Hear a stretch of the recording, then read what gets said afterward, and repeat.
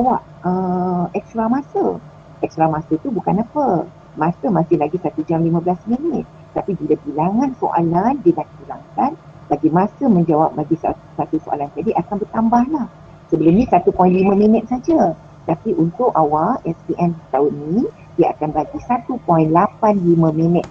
Okey, dia ada lebih. Ya, berapa tu? 0.35 minit. Okey, untuk awak menjawab satu soalan. Okey, kertas 2 pelajar, ni tengok konstruk dia. Okay, yang ni tak berubah lah, masih lagi sama. Ya, cuma perkataan dia saja dia berubah. Dulu kita panggil dia pengetahuan, sekarang kita panggil mengingati, memahami. Dulu kefahaman, sekarang memahami, beraplikasi, menganalisis. Sampai sini tadi kita dah kata masuk dekat objektif kan. Sekarang ni untuk kertas 2 dia tambah lagi, iaitu menilai atas yang lebih aras yang lebih tinggi dan juga mencipta. Okay, dan format soalan sebenarnya dalam fizik tak berubah. Ya, dia masih lagi sama, cuma kedudukan soalan tu dan bilangan markah tu dia ubah. Okey, jadi dah bentuk soalan mungkin diubah tapi konstruk soalan tu tak berubah. Ya, dia masih lagi yang sama. Okey, jadi tempoh untuk kertas 2 ni masih lagi sama juga, iaitu 2 jam 30 minit. Okay, kertas 3 ni pelajar, so satu soalan tadi awak 5 minit, 5 minit, 5 minit. Fizik awak ada 5 minit ekstra, bukan ekstra 5 minit diperuntukkan untuk awak semak ya senarai radas dan bahan yang diberikan. Bio pun 5 minit, kimia pun 5 minit. So 15 minit yang terawal awak cuma menyemak alat radas dan juga awak merancang eksperimen awak. Tengok soalan, kemudian apa yang awak boleh faham, awak nak buat apa, awak rancang dulu eksperimen. Oh, nak buat soalan ni dululah. Ya, sebab 1, 2, 3 mungkin fizik dulu. Kan, mungkin kimia, lepas tu bio. Tapi awak tengok bio macam mudah, awak boleh buat. Sebabnya mungkin awak merancang, awak nak buat bio dulu. So, terpulang pada awak. Ya, tak ada masalah. Awak boleh shuffle dia asalkan ketiga-tiga soalan awak ataupun kalau awak ambil 2 subjek tu, 2 soalan tadi, awak menjawab dalam masa yang dibenarkan. Okey. Dan 40 minit lagi untuk awak membuat eksperimen dan juga menjawab soalan. Okay, dan cakupan konstruk iaitu apa yang ditanya dalam kertas 1, kertas 2 dan kertas ujian amali ni adalah berdasarkan kepada DSAP awak, ya, iaitu sukatan pelajaran awak lah. Sekarang kita panggil dokumen standard, kurikulum dan pentadbiran. So dia akan tengok daripada situ yang cikgu awak ajar itu semua masuk. Okey, so belajar. Seterusnya kita pergi kepada strategi menjawab soalan kertas 2. So ingat pelajar ya, kalau awak ada soalan awak tanya je. Okey, jadi kalau cikgu laju sangat kan awak cakap cikgu pelan sikit ke apa ke, cikgu slow lah sikit ya. Okey, strategi menjawab soalan kertas 2. Okey, kertas 2 ni pelajar dia mewakili 64.5% bagi keseluruhan kertas fizik dalam SPM. So markah awak dalam SPM adalah 100% kan. Jadi kertas 2 ni dia mewakili 64.5%. Jadi hampir 65% adalah markah 100 awak dalam SPM ni adalah datangnya daripada kertas 2. Okey, macam mana kita dapat 64.5% ni? Maka markah penuh tadi 100 kan. 100 bahagi dengan markah keseluruhan adalah 155 dalam fizik. Ya, sebab apa? Sebab yang ni kertas 1 40, kertas 2 100, kertas 3 15. Kita campur semua, markah penuh awak adalah 155. Okay. Jadi dekat situ pelajar, jadi dia membawa dalam hampir 65% lah. Lebih tepat 64.5% markah SPM awak. Kertas 1 pula dia mewakili 25.8%. Okey, macam mana kita dapat? 40 per 155 kita darab dengan 100. Okay, ujian amali dia bawa hampir 10% lah, atau lebih tepat 9.7% daripada markah akhir awak.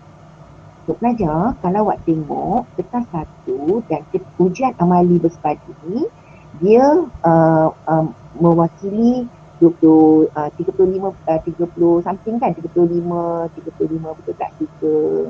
Tak sampai 33.5% saja. Betul tak? Kita tolaklah 64.5 tadi kan. Tetapi pelajar kena ingat bahawa kertas satu ujian amali bersepadu ni, awak kena ambil ataupun kumpulkan markah yang tertinggi yang awak boleh. Maksimum kalau dapat awak dapat kumpulkan dekat sini. Ya, sebab awak apa? Awak dah tahu dah tadi. Ya, dan kertas satu arah dia lebih rendah kan. Paling tinggi sampai menganalisis saja. Okey, jadi awak kena skor. Ya, kertas satu ni. Macam mana cara nak skor? Banyakkan latihan dalam kertas satu. Sebab kalau markah kertas satu awak tinggi saja, sebenarnya konsep awak sebenarnya dah kuat. So, bila konsep awak kuat, dia akan bantu awak dalam kertas dua. Okey, so kalau awak nak uji bahawa konsep fizik awak kuat ke tak kuat, awak buatlah latihan kertas satu banyak-banyak sampai awak dapat. Kalau awak boleh dapat 40 ke 40, awak dapatkan 40 ke 40. So, maknanya konsep awak dah kuat. Bila konsep awak dah kuat pelajar, kertas dua ni, insya-Allah, markah awak automatik akan jadi tinggi. Sebab konsep fizik awak telah kuat. Macam mana awak datangkan kekuatan kertas konsep tu? Awak buat kertas satu banyak-banyak. Okey. Jadi ingat ya, kertas satu ni jangan tinggalkan. Ya. Cikgu akui cikgu pun kadang-kadang tak sempat nak tumpukan sangat kepada kertas satu sebab kita pergi kepada kertas dua yang lebih menyumbang lebih banyak markah. Ya, tapi awak tak boleh tinggalkan kertas satu. Ya, kertas satu sambil tu kertas satu awak boleh buat sendiri, kemudian cikgu akan bincangkan. Itulah. Ya, okey. Jadi belajar. Kita tengok bahagian A, soalan struktur 60 markah. Jadi pelajar perlu menjawab 8 soalan struktur. Tengok ni, yang ni cikgu tak merancang nak bercakap lama ya, sebab cikgu dah tuliskan dalam bentuk penulisan, jadi cikgu rasa pelajar boleh baca lah. Ya, okey. Cuma cikgu nak tunjukkan ini. Ni nampak soalan struktur nombor 1 hingga nombor 8. So ini adalah peruntukan markah. So peruntukan markah untuk SPM KSSM ni, yang baru ni, dia memang berbeza. Ya, di mana pada soalan nombor 4 hingga soalan nombor 8, semua markah dia adalah sama, iaitu 9. Okey, dulu sebelum tu dia berbeza 4, 5, 6, lepas tu 7, lepas tu 8, lepas tu 10, lepas tu 12. Ya, tapi kali ni daripada soalan ke-4 hingga soalan ke-8, dia agihkan markah tadi sama banyak, iaitu 9. Sebab dia tak nak sebenarnya bila soalan tu keluar aras tinggi, biasanya dekat bawah ni aras tinggi ya pelajar, hebat aras tinggi. So kalau pelajar tadi tak menguat kat sini markah yang banyak. Ya, yang ini 10 markah, ini 12 markah. Jadi mereka tak mau lembaga peperiksaan tak nak. Bila pelajar tak boleh jawab soalan aras tinggi ni, maka awak akan kehilangan markah yang banyak. Ya, sebab tu daripada soalan nombor 4 hingga soalan nombor 8 dia aktifkan sama, iaitu 9 markah. So ini kalau awak kirakan semuanya, ini akan membawa 60 markah. Okay, jadi yang ini pelajar menyumbang paling banyak sebenarnya. Okey, dekat 60 markah berbanding dengan 20 dengan 40 markah. Kan dalam AC. So ini adalah 60 markah ni sumbang banyaklah dalam sekali dua. Okey. Jadi kalau soalan pengiraan ni, cikgu nak awak keluarkan maklumat, tulis formula, masukkan nilai yang betul dan tulis jawapan dengan unit yang betul. So ini penting. Ya, sebab bila pelajar jawab soalan pengiraan dalam struktur ataupun usaha, pelajar tak letak formula. Ya, sebab ada certain formula. Ya, contoh macam hukum Boyle, hukum Charles, hukum tekanan, yang formula yang tak ada dekat depan tu, bila awak letakkan pelajar, awak akan mendapat markah. Ya, dia akan masukkan nilai tu tak ada markah kadang. Ya, sebab dia bagi markah dekat formula. Tapi tak semua jangan awak ingat macam tu. Nanti awak tak masukkan nilai. Semua kena ikut step ni, kena ikut. Boleh faham? Cuma yang ini masuk tuliskan formula ni sebab ada formula yang soalan dalam SPM dia akan bagi awak markah bila awak tuliskan. So kalau awak tak tulis, awak rugilah. Kan? Kalau awak tulis dia tak bagi markah, tak ada masalah, awak tak rugi apa. Kan? Malah awak akan membantu awak sebenarnya untuk guide awak memasukkan nilai yang betul lagi formula yang awak tuliskan. Okay, sekarang seterusnya cikgu nak pergi kepada ini penulisan bahagian B dengan bahagian C. Ni esei penulisan. Ini soalan yang ini awak boleh baca lah nanti bila kita pergi kepada soalan nanti cikgu akan ingatkan awak lagi. Okay, so ini pun samalah, kita buat tulis dalam table. Okay, jangan lupa. So seterusnya pelajar, kita pergi kepada, ini dia. Latihan markah fizik SPM. So ini dia pelajar tengok. Kertas 140, ini tadi yang kita buat tumbang tadi kan, dia akan mewakili 100%. Maka pemberatan dalam fizik, iaitu kertas 2 diikuti dengan kertas 1 dan ujian amali bersepadu. Oh, cikgu lupa nak bagi tahu, ujian amali bersepadu ni pelajar wajib hadir. Katakan awak tak hadir semasa ujian amali bersepadu, okey, maksudnya masa awak hadir kertas 2 dan kertas 1, so apa yang berlaku ialah semasa awak menerima keputusan SPM awak, result awak fizik tak keluar. Ya, kerana awak tak hadir dalam ujian amali. So, ujian amali bersepadu ni awak wajib hadir.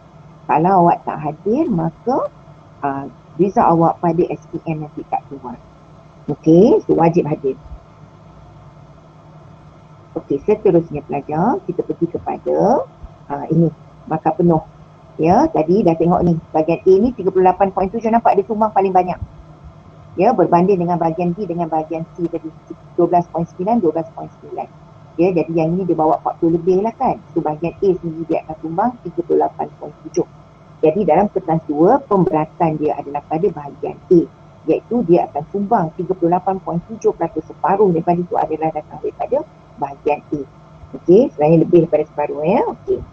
Seterusnya pelajar, ini adalah untuk nak dapatkan A+. Ini bukan minima A+ saya. Kalau ini adalah maksimum A+. Minima A+ ni kita boleh padam lah. Sebab A+ tu dah maksimum dah tu. Kan? Okey, sekarang pelajar tengok.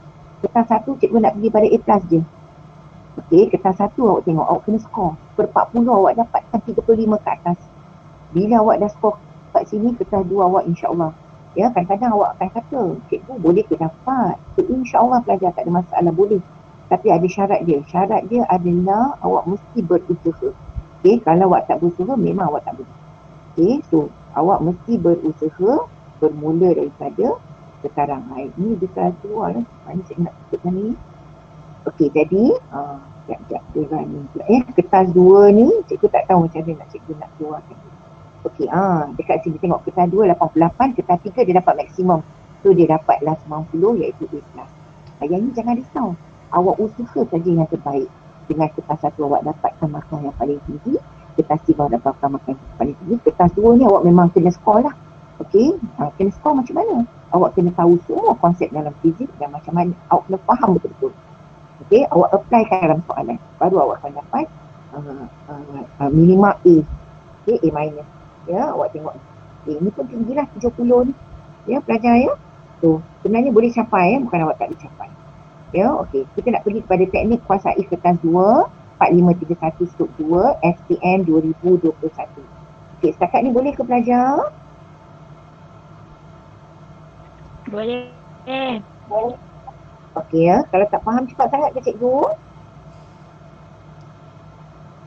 Tak, cikgu. Okey, boleh dapat ikut ya. Kalau tak dapat ikut, awak bagi tahu cikgu. Okey, cikgu nak terus pergi kepada soalan. Ya, sebab bila kita buat soalan, baru awak nampak macam mana sebenarnya cara awak nak menjawab. Okey, kita pergi kepada tadi bahagian A kan. Bahagian A tadi ada berapa soalan tadi bahagian A? Bahagian A tadi cikgu kata ada berapa soalan? Bahagian A ada berapa soalan? Ingat tak? Bahagian A ada 8 soalan.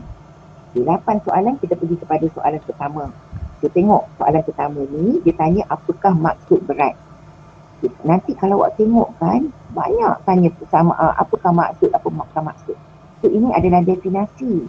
So dalam fizik pelajar, awak wajib hafal semua definasi.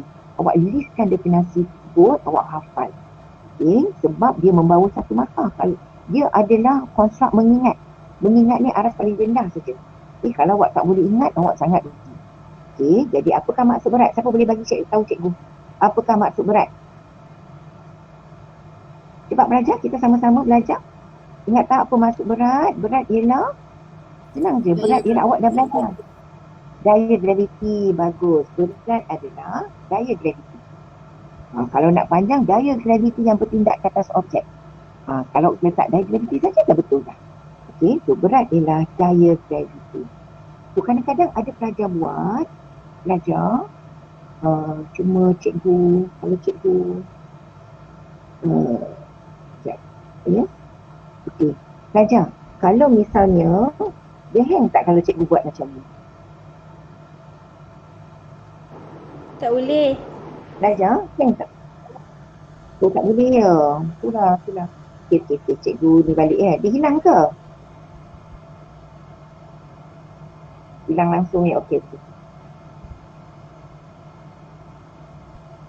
Allah. Tak, langsung tak boleh kat jam dah. Okey. Okey. Dapat tak? Sebenarnya cikgu nak pergi menulis tapi cikgu tak sure kenapa komputer cikgu. Sebab selalu cikgu guna iPad tapi bila present macam ni cikgu nak gunakan laptop. Okey, tak apalah. Okey, pelajar, katakan awak ada MG. Okey, cikgu tahu. Okey, katakan awak ada MG macam ni. Formula kita tahu berat adalah sama dengan MG kan, awak boleh nampak ke? Boleh tak awak nampak ni? Nampak cikgu. Okey, awak nampak sorry pelajar ya. Okey, ni pelajar katakan W sama dengan MG. Okey, kita tak boleh tulis formula kan untuk maksud. Okey, awak kata hasil darab, awak buat macam ni, berat ialah hasil darab jisim dengan G ni apa dia pelajar? G ni apa? G ni. Gravity. G ni apa? Okey, so kalau awak kata G ni adalah gravity, awak akan salah. Okey, dalam SPM, G ni bukan gravity. G ni ialah pecotan gravity. Okey, G adalah apa dia? Pecotan gravity ataupun pelajar G ni adalah pecotan gravity ataupun dia adalah kekuatan medan gravity. Ya, dia adalah kekuatan medan gravity. Dia bukan gravity saja. Boleh faham? Ini sebenarnya awak dah belajar dalam for awak. Okey. So maknanya pelajar, kalau awak terlupa daya gravity ni, awak nak bagi ni. Okey, dia tanya berat apa dia? Berat adalah, awak teringat W sama dengan mg. Awak nak buat ayat sebab awak lupa daya gravity ni, awak lupa. Kan? Jadi awak katalah hasil darab jisim dengan pecotan gravity. Baru awak betul. Hasil darab jisim dengan kekuatan medan gravity. Baru awak betul. Jadi faham? Kalau kata hasil darab jisim dengan gravity, awak kata. Jadi, itu tak diterima di dalam SPM. Yang diterima dalam SPM adalah jisim darab pecotan gravity. Itu saja. Selain daripada daya gravity. Sebab kadang-kadang mana dah tahu dalam SPM kita lupa. Kita cuba dah ingat berat ialah daya gravity. Tiba kita ingat gravity. Tapi gravity tak bunyi. Awak lupa-lupa awak ingat tu. Jadi, awak buat macam ni. Ya, mg, lepas tu ni jisim. Tapi kita tak boleh bagi rumus saja. Awak kena buat ayat. Hasil darab. Kan? A product of hasil darab jisim dengan G ni pecotan gravity. Okey, namakan alat pengukur tersebut. Tengok alat pengukur ni. Apa alat pengukur ni pelajar? Neraca Siapa spring. boleh bagi? Neraca spring. Bagus. Okey, so alat pengukur ni adalah neraca spring. Okey, mana tak hilang ni? Okay, tak apalah. Ya, so nama alat pengukur ni neraca spring. Okey, bagus. So cikgu teruskan pergi kepada nyatakan sengkatan terkecil alat pengukur. Okey. Bila dia kata sengkatan terkecil alat pengukur, tak belajar. Nyatakan ni cuma aras rendah je, mengingat. Nyatakan, tengok mengingat je. Okey, aras rendah je. Okey, nyatakan sengkatan skala terkecil. Awak akan tengok sini kan? So, bila awak tengok sini belajar. Jadi nampak tak? Boleh ya? Okey, so bila awak nyatakan skala terkecil ni, okey, awak tengok ni. Oh Allah.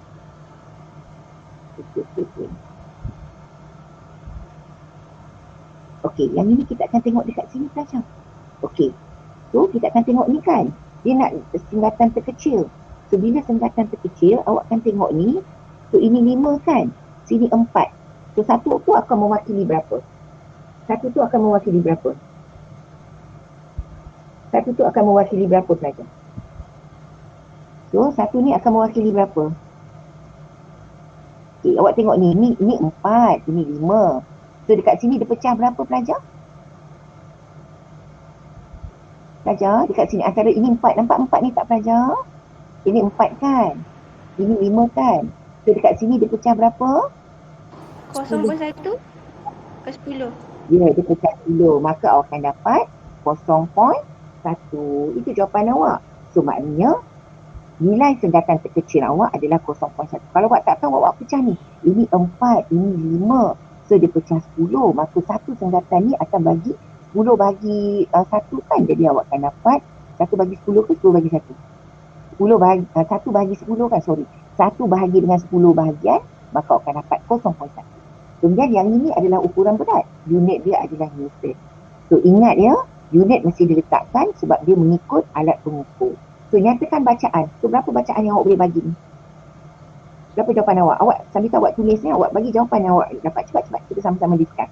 Nyatakan, cikgu tak mau bagi jawapan je ya. Nyatakan bacaan alat pengukur. Sebab barulah cikgu betulkan yang salah ke. Kalau awak betul, bagus. Kan? Mana jawapan yang salah cikgu boleh baiki. Nyatakan bacaan alat pengukur. Berapa bacaan awak alat pengukur yang awak boleh baca? 5 Newton. Cepat awak. 5. Okey. 5 awak nak letak 5 saja ke? 5 Tadi Newton. nilai sengatan dia berapa? 0.1 kan? Jadi awak kena bagi bacaan dia berapa? 5.0. Ini satu tempat awak. 5.0. Bagus. Itulah jawapan awak. Okey, awak kena bagi 5.0 Newton. Kalau awak bagi 5 saja, awak salah. Sebab sengatan terkecil, nilai sengatan terkecil dia adalah 0.1. Maka satu tempat perpuluhan. Jadi kalau awak bagi 5 saja, awak salah. Sebab dia tak dapat 5. Dia adalah sengatan terkecil dia adalah perpuluhan 1. So awak kena bagi 5.0. Boleh faham? Dekat sini awak tengok. Kalau misalnya dia 2 tempat perpuluhan, awak kena bagi 5.00 Newton. So maknanya bacaan awak tu kena ikut nilai sengatan terkecil kepada alat pengukur tersebut. Sebab tu bila sebelum awak baca, awak tengok berapa nilai sengatan terkecil ni. Nilai sengatan terkecil ni awak ambil satu kecil ni berapa nilai dia. Jadi baru daripada situ awak boleh dapat bagi jawapan yang betul. So tengok pelajar, ini aras rendah saja. So 4 markah. Boleh ya? Cikgu pergi kepada soalan nombor 2. Okay, untuk soalan nombor 2, ini adalah soalan SPM tahun lepas. Okey, sekarang ini patutnya cikgu tutup kan, tapi sebab dia dekat gambar raja, cikgu tak nak tutup je.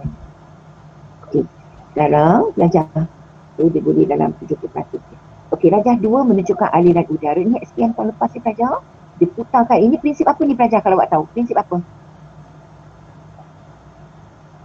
Prinsip apa ni? Awak tengok soalan patut awak boleh tahu dah prinsip apa ni. Okey, aliran udara yang mengalir menentang sebiji bola pingpong yang berputar setelah dipukul oleh seorang pemain pingpong. So bila dia pemain tu putar bola tadi, bola tu pusing, berputar macam ni. Tengok dia dah bagi arah putaran bola. Nampak arah putaran bola. Maklumat pada gambar raja awak mesti tengok betul-betul. Okay, oh ini arah putaran bola. Apa lagi dia bagi? Oh, arah aliran udara. So arah aliran udara macam ni. Arah putaran bola ikut jam juga. Betul tak? Ikut jam. Arah putaran bola ikut jam. So soalan nak apa? Tandakan X pada bahagian aliran udara yang mengalir pada kelajuan yang tinggi. So maknanya kelajuan yang tinggi ni pada bahagian mana? Ya, cikgu lupa cikgu boleh tutup. Cikgu boleh keluarkan tadi lupa. Okey, bahagian mana yang arah dia yang laju tinggi? Aliran udara tinggi. Okey, sekarang tengok. Bahagian atas ni udara dia mengalir ke sini kan? Nampak ke cikgu ni kan? Okey, arah putaran bola pun arah macam tu. So dekat bahagian atas ni arah putaran bola dan arah aliran udara tadi adalah sama. So awak belajar dari paduan kan. So maknanya dekat sini maksudnya bila berkait dengan hal laju, arah dia sama, ini maknanya dia tak berlawanan, maka kat sini hal laju dia paling tinggi. So X. So awak label X kat sini. Tapi kalau awak label X macam ni pelajar, ada pelajar label X dalam SPM macam ni. So awak rasa dapat markah tak? Dapat markah kalau dia label X kat situ pelajar? Tak. Tak dapat. Sebab apa? Tak dapat. Okey, sebab dekat sini bukan aliran udara paling tinggi. Sebab aliran udara paling tinggi dia mesti ada combination. Combination 2. Arah aliran udara dengan arah putaran bola. Arah putaran bola kat sini. So dia mesti dalam ruangan udara sini. Aliran udara. So dekat sini, X kat sini dah luar daripada aliran udara. So maknanya dalam SPM dia tak bagi awak markah. Okay, awak kena pasti kalau awak sentuh sikit macam ni kan, dia akan bagi awak markah lah. Sebab nampak hujung X ni sentuh aliran udara. So awak akan dapat markah. Ya, tapi yang paling baik tu sekali ni pelajar adalah awak buatkan di dalam. In fact, ada pelajar jawab macam ni pelajar. Dia jawab dalam bola pula. Yang ini kita bagi markah sebab BOD. Ya, benefit BOD tu bukan bodoh ya. BOD tu benefit of doubt. Ya, benefit of doubt tu maksudnya, oh pemeriksa ni tahu, pelajar ni tahu. Dia anggap ni kan sebab arah putaran mungkin dia ingat dengan bola tadi tu. Jadi tapi sebenarnya yang tepat dia adalah dekat sini. Boleh yang dengan aliran udara tadi. So kalau awak letak luar tadi awak tak dapat. Okay, sekarang dia nak tandakan Y pada kawasan aliran udara yang mengalir pada tekanan yang lebih tinggi. Sorry. Tandakan Y pada kawasan aliran udara yang mengalir pada tekanan yang tinggi. So tekanan tinggi. Awak dah belajar macam mana kita nak dapatkan tekanan. Dekat sini kalau awak perasan terkait dengan hal laju kan. Ini X ni kawasan aliran udara yang mengalir dengan kelajuan yang tinggi. Oh, ini udara mengalir laju. Tapi soalan ni dia nak tekanan pula yang tinggi. So kalau aliran udara laju pada bahagian atas, tekanan dia apa? Tekanan akan tinggi ke tekanan akan rendah akan terasa? Kat sini, kat X ni. Yang cikgu X ni. X tadi hal laju udara dia tinggi kan? Tekanan dia tinggi ke rendah? Ini prinsip Rendah. apa pelajar? Tekanan dia rendah. Prinsip apa? Bernauli. Prinsip apa? Bernoulli. Boleh faham? Prinsip Bernoulli dikaitkan hal laju udara dengan tekanan. So, dalam soalan yang kedua ni, dia nak tekanan tinggi. Oh, dia nak tengok, dia pandai, dia nak macam kelirukan awak. Bila tekanan tinggi, yang kita nak tengok ni dengan hal laju kan. Bila tekanan tinggi, hal laju rendah. Betul tak? So, bila kat atas ni dah hal laju tinggi, kat bawah ni lah hal laju rendah. Betul tak? So, maknanya Y tu adalah di bahagian bawah. So, sama juga pelajar, Y ni mesti dekat sini. Kalau Y ni awak letak dekat sini, awak akan salah sebab dia tidak berada di dalam aliran udara. Boleh faham? So, Y tu mesti di dalam. Okey, sekarang pelajar. Kenapa Y ni aliran udara dia rendah? Okey, sebab apa? Tengok, aliran udara pergi ke kanan. Tapi bola ni dia pusing arah ikut jam. Dia pergi ke kiri. Nampak? Untuk kat sini dia pergi ke kiri. So, kat sini aliran udara bertentangan. So, bila aliran udara bertentangan, maka hal laju dia akan rendah lah. So, bila hal laju rendah, tekanan dia akan tinggi. Boleh faham? So, maknanya Y dekat sini. So, seterusnya dia nak lukiskan anak panah untuk menunjukkan arah daya paduan yang bertindak. So, daya paduan mesti daripada kawasan tekanan tinggi ke tekanan rendah. Tekanan tinggi kita dah tahu kat bawah, tekanan rendah kita dah tahu kat atas. So, daya dia adalah ke sini. So, daya ni pelajar, masa SPM ni pelajar, kalau awak buat macam ni, betul tak? Okay, awak buat macam ni betul tak? Tak. Betul tak kalau awak macam ni? Takkan suka? Ya, betul. Tak ada markah. Sebab apa? Kenapa tak ada markah? Dia terkeluar daripada diameter bola ni. Sebab yang kita nak tengok ni adalah yang mengupuk ni kat sini. So maknanya X awak ni mesti antara sini dengan sini je. Diameter bola. So maknanya contoh kalau buat X kat sini. Nampak? Ini dekat atas juga kan? Tapi dah luar daripada diameter bola pun awak akan salah. So kalau kat sini boleh. Nampak? Dia dekat diameter bola. Ya, tu. Arrow awak ni mesti kalau macam ni kita terima lah. Sebab dia dah kena dengan diameter bola. Faham tak? Dia mesti ada berkaitan dengan soalan. Gambar pada soalan. Nampak? Ini kita terima lagi. Ini kita terima lagi. Awak nak buat kat sini boleh tak kalau cikgu buat kat sini? Boleh tak kalau cikgu buat kat sini? Tak. Boleh. Sebab arah dia ke atas juga. Dan dia masih lagi di dalam diameter bola. Nampak? Betul tak? Diameter bola arah dia ke atas juga. Kan? Kalau cikgu buat dekat sini boleh tak?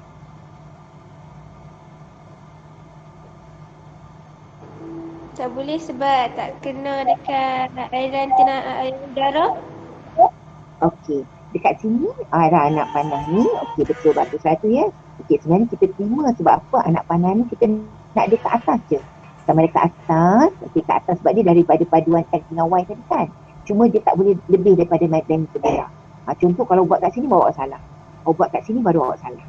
Nampak tak? Ya, tapi kalau buat kat sini, okey, masih lagi dengan diameter bola kan? Nampak diameter bola ni? Ini diameter bola. So, masih lagi dalam julat diameter bola kita terima. Kat sini tak ada masalah lah. Lagi bagus, lagi tepat. Boleh faham? Okey, sini pun boleh, sini boleh. Awak buat sini boleh tak?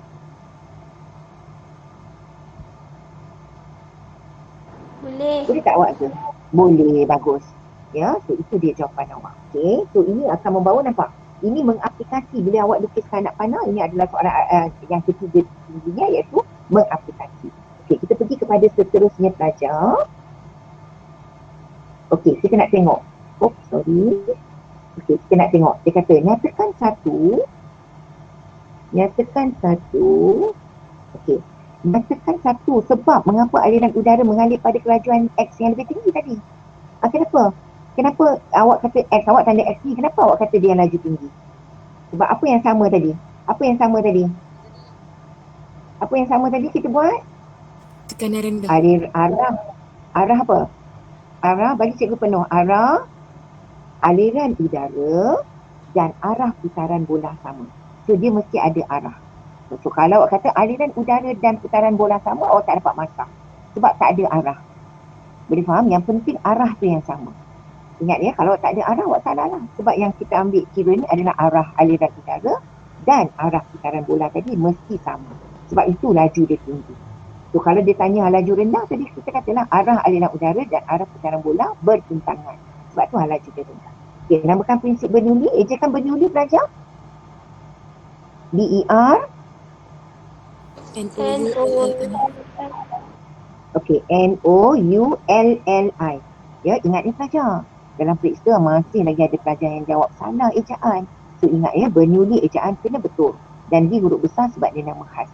Okey, so ini awak kena ingat ya. Bernoulli ejaan Archimedes semua tu jangan salah. Pascal macam ni eja Pascal. Prinsip Pascal. P apa? P-A-S-C-A-L. C-A-L. Pascal. C-A-L ya. Bukan K. Sebab masa pernah tahun SPM, masa tu yang movie Pascal tu keluar kan, masa kebetulan SPM tahun tu ada keluar soalan Pascal. Dia tanya apakah hukum yang digunakan, prinsip yang digunakan. So ramai pelajar eja prinsip Pascal, P-A-S-K-A-L. Sebab movie tu baru keluar kan, dengan ejaan sama. So apa yang berlaku ialah ramai pelajar yang salah masa tu. So ingat ya, Pascal ni adalah nama ahli saintis bahasa Inggeris. P-A-S-C-A-L, bukan K. Okay, pelajar ya. Ingat ya, cikgu nak tekankan ejaan mesti awak betul. Okay, kita pergi pada soalan nombor 5. Okay, soalan nombor 5 ni dia kata Rajah 51 menunjukkan cahaya merambat daripada ni. So ini sebenarnya soalan dia pelajar adalah soalan. Okey. Ya, tengok dia buat bagi awak dua gambar rajah. Kita nak buat perbandingan. Dia bagi maklumat tu. Dia kata namakan fenomena. Namakan. Tu ingat arah sini rendah je. Mengingat. Namakan fenomena. Fenomena apa ni? Cepat. Fenomena apa? Pembiasan cahaya. Pembiasan. Bagus. So, jawapan dia pembiasan cahaya bagus, paling tepat. Ya, pembiasan kita terima, pembiasan cahaya bagus, paling tepat. Okey, berdasarkan Rajah nampak bandingkan. So, bila awak nampak soalan bandingkan ni pelajar, maksudnya itu adalah soalan arah yang keempat. Iaitu yang ketiga paling tinggi, iaitu menganalisis.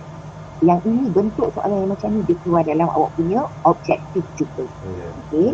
So, jadi daripada soalan ni pelajar dia kata, okey, bandingkan laju cahaya V dalam blok kaca dengan berlian. Dia nak laju cahaya. Mana kita nak dapat maklumat laju cahaya? So, soalan dah bagi dah. Laju cahaya dalam blok kaca 2.0 ni.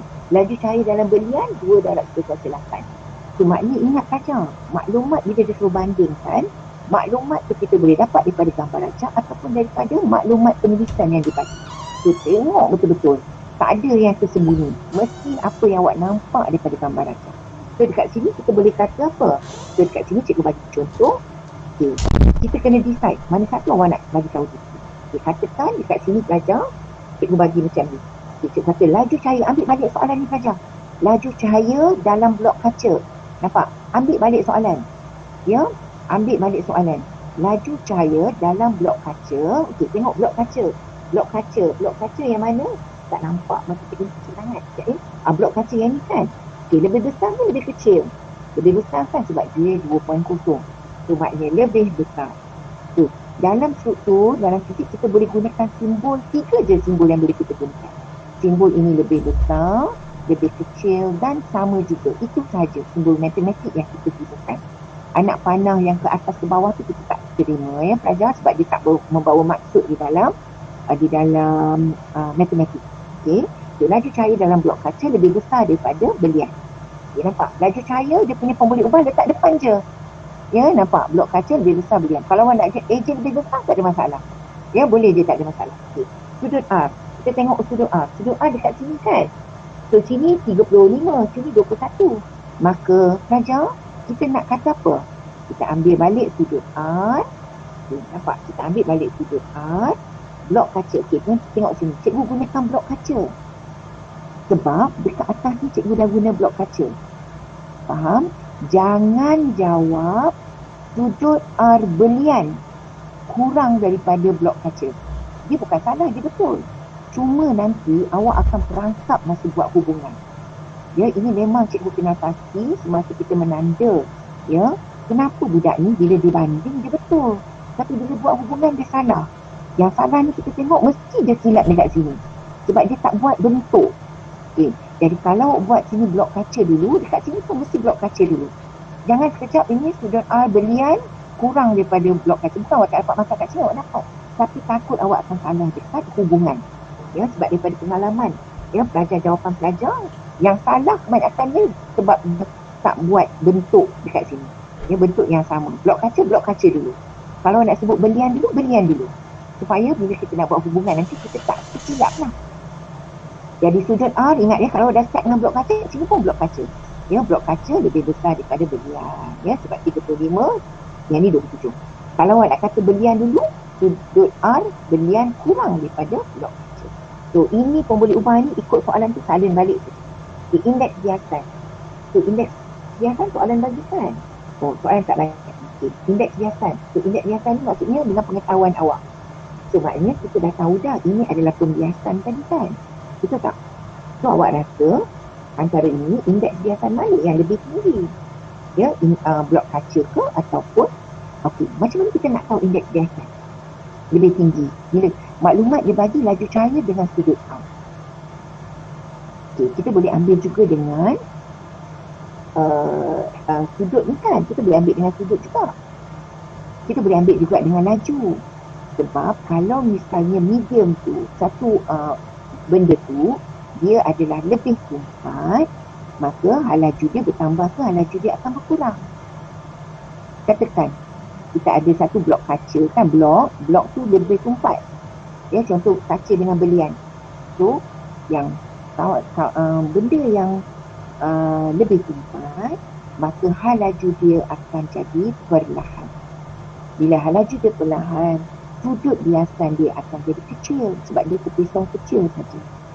Betul tak? So, maknanya kita tahu dekat sini bahawa indeks biasan siapa nama ni, berlian lebih besar daripada blok kaca. Tapi cikgu tak jawab macam tu.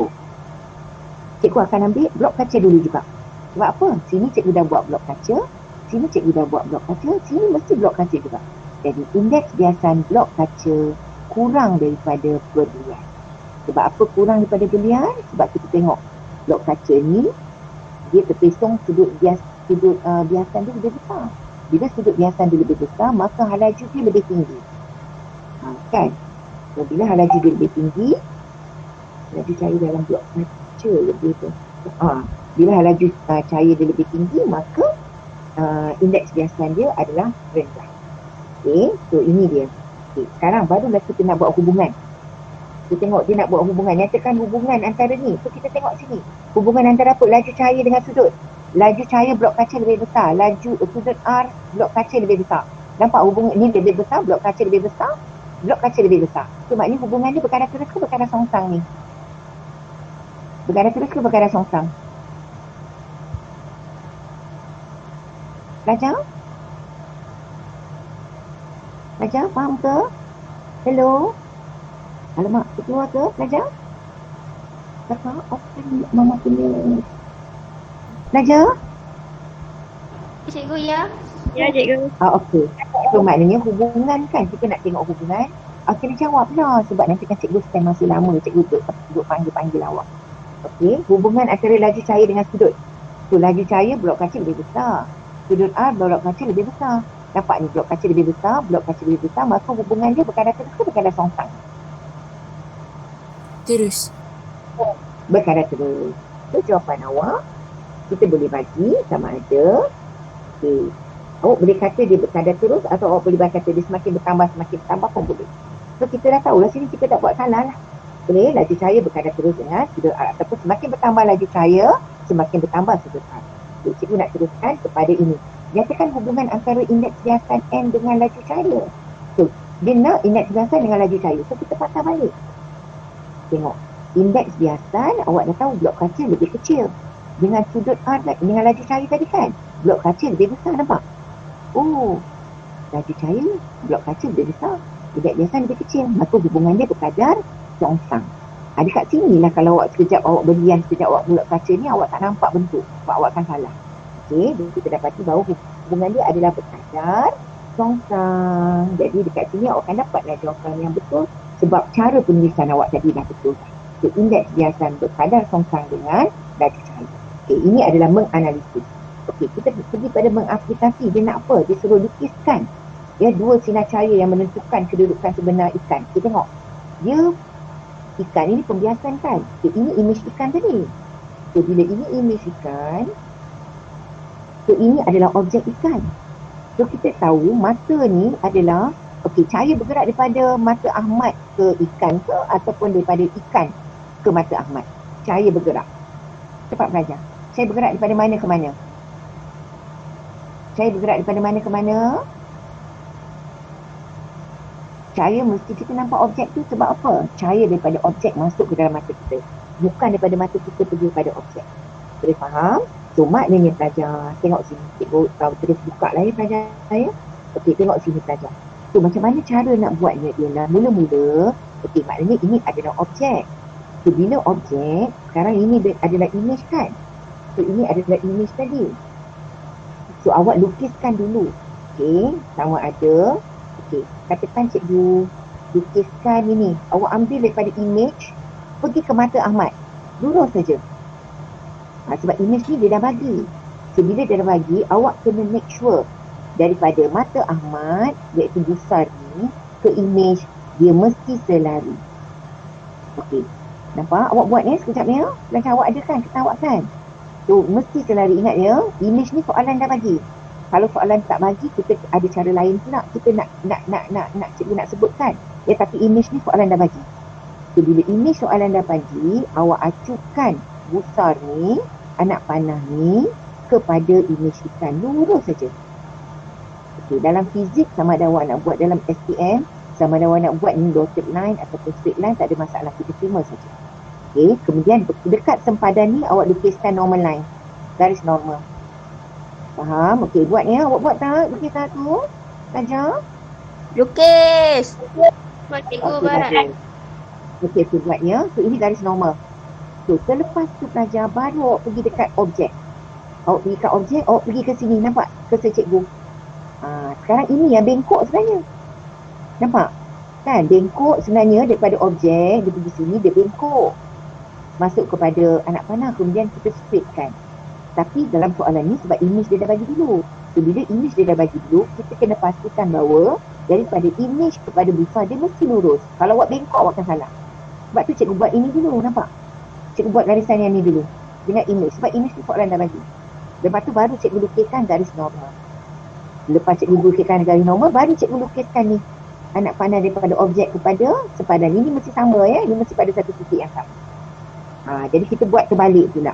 Jadi, tiga masa. Masa pertama yang garisan lurus. Masa kedua awak lukiskan normal line. Masa ketiga adalah yang mengalami perbiasan. So, tiga masa. Okey, jadi sekarang ni pelajar. Ya. Kalau tak panah tu salah tak? Kalau apa? Kalau tak buat anak panah. Okey, mesti ada anak panah. Sebab anak panah ni nak menunjukkan bahawa arah cahaya tadi daripada ikan kepada Ahmad. Okey, mesti ada anak panah. Sebab anak panah ni yang nak menunjukkan cahaya bergerak daripada ikan ke Ahmad. Okey, jangan terbalik anak panah ya. Ingat ya, yang nampak ni adalah Ahmad. Ahmad ni yang tengok ikan tadi, dia nampak imej kan? So, daripada objek tu masuk ke dalam mata kita. Ya, bukan mata kita pergi kepada objek. Itu maknanya ada panahan pula kan? Tak ada. Ni objek masuk ke dalam mata kita. So anak panah kena betul ya pelajar? Boleh? Boleh. Okey, cikgu teruskan. Soalan seterusnya adalah soalan yang aras tinggi lagi. Okey, tengok. Rajah ini adalah kegravitian. So rajah 8 menunjukkan rajah 8 menunjukkan roket pengantar pesawat angkasa lepas. Nampak roket ni? Bila dia bagi gambar rajah, pelajar tolong tengok gambar rajah tersebut. Faham kan? Apa maklumat dia bagi, sebab maklumat itulah yang akan bantu kita menjawab soalan. Oh, dia ada tangki api, tangki bahan api luaran, penggalak roket, pesawat angkasa yang dekat tengah. Okay, baru awak jawab soalan. Okay, sekarang apa dia? Dia nak nyatakan perubahan tenaga apabila roket penghantar bergerak daripada permukaan bumi ke ruang angkasa atmosfera, permukaan bumi. So kita ada permukaan bumi kan, kita ada bumi, kita tak bumi. So roket ni kat sini, roket ni kat sini pelajar. So roket ni kat sini. So bila roket ni kat sini pelajar, dia mesti ada apa? Tenaga, dia nak perubahan tenaga. Bila ada perubahan tenaga, ingat kita mesti ada anak panah. Anak panah yang mengupuk. Okey. So apakah apa? Kat sini, kalau roket ni kat sini, dia mesti ada tenaga apa? Dia tak bergerak. So bila tak bergerak, dia mesti ada tenaga apa? Okey, yang ni adalah pada permukaan bumi pada permukaan bumi dia mesti ada tenaga keupayaan, gravity. So bila dia bergerak daripada permukaan bumi, dia mesti bertukar kepada tenaga apa kalau bergerak? Kalau pergerakan dia mesti tukar kepada tenaga apa? Kinetik. Tenaga kinetik, bagus. So maknanya dekat sini adalah tenaga keupayaan. Ya, tenaga keupayaan gravity. Ya, tenaga keupayaan gravity. Jadi tambah gravity saja. Gravity. Ya, kepada tenaga kinetik. Ya, tenaga keupayaan gravity kepada tenaga kinetik. Okey. Tenaga keupayaan gravity kepada tenaga kinetik. Kepada tenaga kinetik. Ya, kita baik. Oh, alamak. Sorry. Okey, sedikit.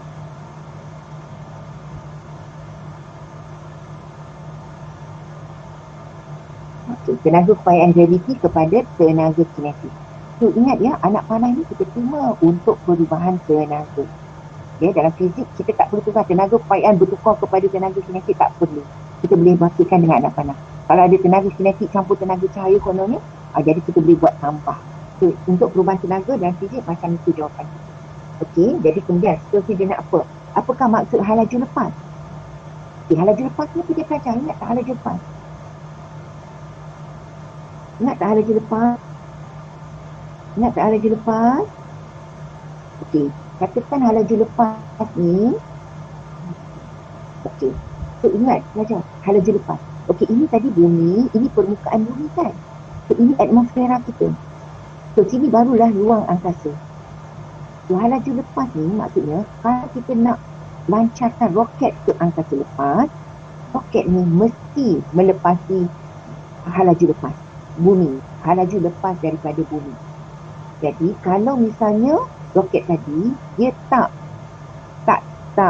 dia kurang daripada hal laju lepas daripada bumi, maka roket ni tak boleh pergi ke angkasa lepas, dia akan jatuh balik. Okay, dia tak boleh lepas ke angkasa lepas. So hal laju lepas ni apa dia? So hal laju lepas ni sebenarnya kita ada pengiraan ya, sekejap lagi kita akan cerita. So hal laju lepas ni sebenarnya dia adalah hal laju minima yang diperlukan. Ya, hal laju minima yang diperlukan oleh siapa? Oleh objek di permukaan bumi. Untuk apa?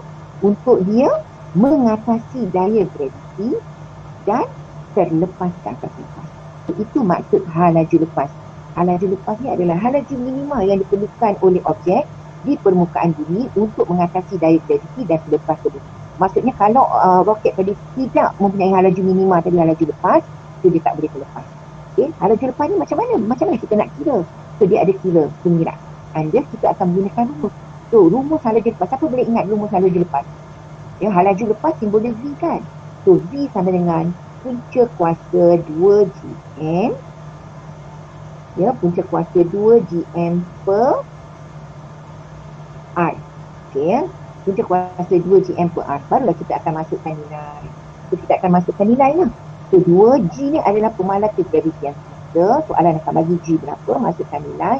M ni adalah jisim bumi, soalan dah bagi, masukkan nilai. Bagi dengan R. R ni adalah jejari bumi. jejari bumi sebab roket tu berada pada permukaan bumi. So, bila roket tu berada pada permukaan bumi, maka jejari tu adalah jejari bumi lah. So, masukkan. Kita kuasa awak akan kira. So, macam ni pelajar, bila kita menggunakan nilai-nilai yang besar macam ni atau yang kecil negatif sebelah ni, so awak kena uji. Ya, diri awak tu tekan kalkulator betul ke tak betul, praktis. Ya, betul tak dapat tak jawapan ni. Ya, terutama dalam ini ada kuasa 3, ada kuasa 2 kan. Kita tengok. So, ini akan mewakili masa pertama. Jawapan berserta dengan unit adalah masa yang betul. Okey. Seterusnya, dia nak hitungkan tenaga kinetik. So, tenaga kinetik. Apa formula tenaga kinetik? Apa formula? Awak kena ingat ya. Setengah mv kuasa 2. Okey, jadi kita akan masukkan nilai. So, setengah jisim ni adalah jisim roket. Ya, sebab tenaga kinetik roket. Soalan nak tenaga kinetik roket. So, setengah mv kuasa 2. M ni adalah jisim roket. V ni adalah halaju roket. Halaju roket nak terlepas dan angka terlepas ni mesti sama dengan halaju lepas tadi. Iaitu V yang awak dah kira ni tadi. So, awak akan dapatlah kuasa 2. So, awak akan dapat jawapan awak. Ingat tenaga, unit dia mesti di dalam joule. Dengan syarat, jisim mesti SI unit dalam kilogram. Halaju ni pun mesti dalam SI unit iaitu meter per saat. Okey, jadi awak akan kira dan awak akan dapat. Ini masa pertama dan ini adalah masa yang kedua. Okey. So, kalau awak tak sempat salin, nanti cikgu akan bagikan jawapan pada cikgu Ahmad ya. Okay. Supaya cikgu Ahmad boleh paskan awak supaya awak boleh salin lah. Okey, dekat sini tengok. Soalan seterusnya dalam objektif dia nak, dalam subjektif, so, roket yang mempunyai kecekapan yang tinggi harus dibina sebelum dilancarkan. Jadi jadual dia bagi. Okey, dia bagi roket PQR. Kemudian dia nak apa? Dia kata, berdasarkan jadual 1, nyatakan ciri yang sesuai bagi roket tadi. Okey, beri satu sebab bagi kesesuaian setiap ciri roket tadi. So, maknanya sebelum awak jawab ni, awak kena pilih dulu. Ya, jangan terus jawab. Jangan terus-terus satu jawab. Pilih dulu. So, bila awak nak pilih ni, kita adalah konsep akibat kita yang kedua tinggi, iaitu menilai. Ya, ini yang kedua tertinggi dalam fizik ni. Ya, menilai. Okey, sekarang dia nak awak bincangkan mengenai tangki bahan api roket. Kita tengok jawapan. Tidak mempunyai tangki, mempunyai tangki, mempunyai tangki. So, kita nak yang ada tangki ke kita nak yang tak ada tangki? Kita nak yang ada tangki ke kita nak yang tak ada tangki? Tangki bahan api luar. Tangki bahan api luar ni kita nak dia ada ke kita nak dia tak ada? Tangki bahan api luar ni kita nak dia ada ke tak ada? Mesti ada kan? Tangki bahan api ni bawa apa? Tangki bahan api bawa apa? Nama dia tangki bahan api kan? Jadi dia mesti bawa apa pelajar? Bahan api. Bahan api. Dia mesti bawa bahan api. So maknanya kita nak kan? So kita nak tick dulu mempunyai tangki. Ya, mempunyai tangki. Tangki luar. Katakan mempunyai tangki luar. Okay, sekejap kita stopkan. Mempunyai tangki luar. Okey, lepas tu pelajar. Ini mempunyai tangki ada 2 cikgu. Betul tak? Tick dua-dua. Tick dua-dua. Okey, ni. Okey, lepas tu kita nak bilangan roket penggalak. Kita nak banyak ke kita nak sikit? Kita nak banyak ke kita nak sikit? Rongki penggalak ni yang mana? Tengok gambar dah jawab. Bilangan roket penggalak ni mana? Oh, dekat sini. Bilangan roket penggalak. Oh, maksudnya bila tangki bahan api luar kita ada exhaust. Penggalak roket ni maknanya dia nak keluarkan exhaust kat bawah ni. So kita nak banyak ke kita nak sikit? Banyak. Kita nak banyak ke kita nak sikit? Kita nak banyak ke kita nak sikit? Cepat. Banyak. Banyak. Banyak. So banyak antara sekarang akan tulis 2 dengan 1. Yang banyak adalah 2.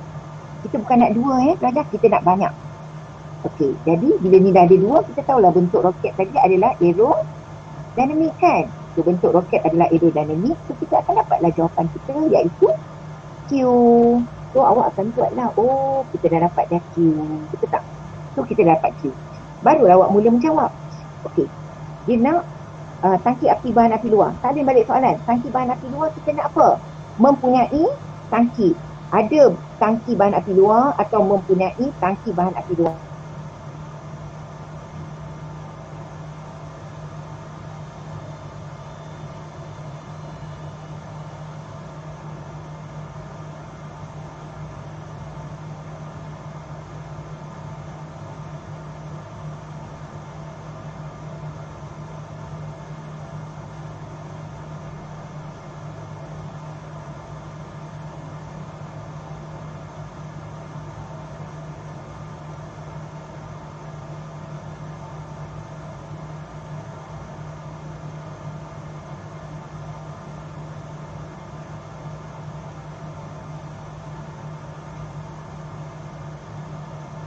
Cikgu, mic cikgu.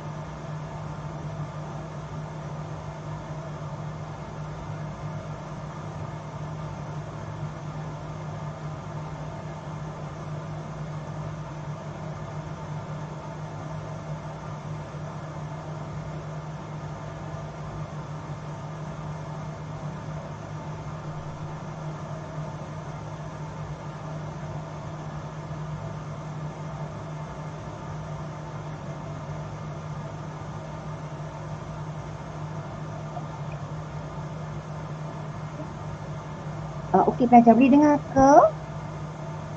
Boleh cikgu. Boleh. Tadi dia kata mic is not working pula ya, sorry So cikgu share screen balik pelajar. Cikgu share screen balik.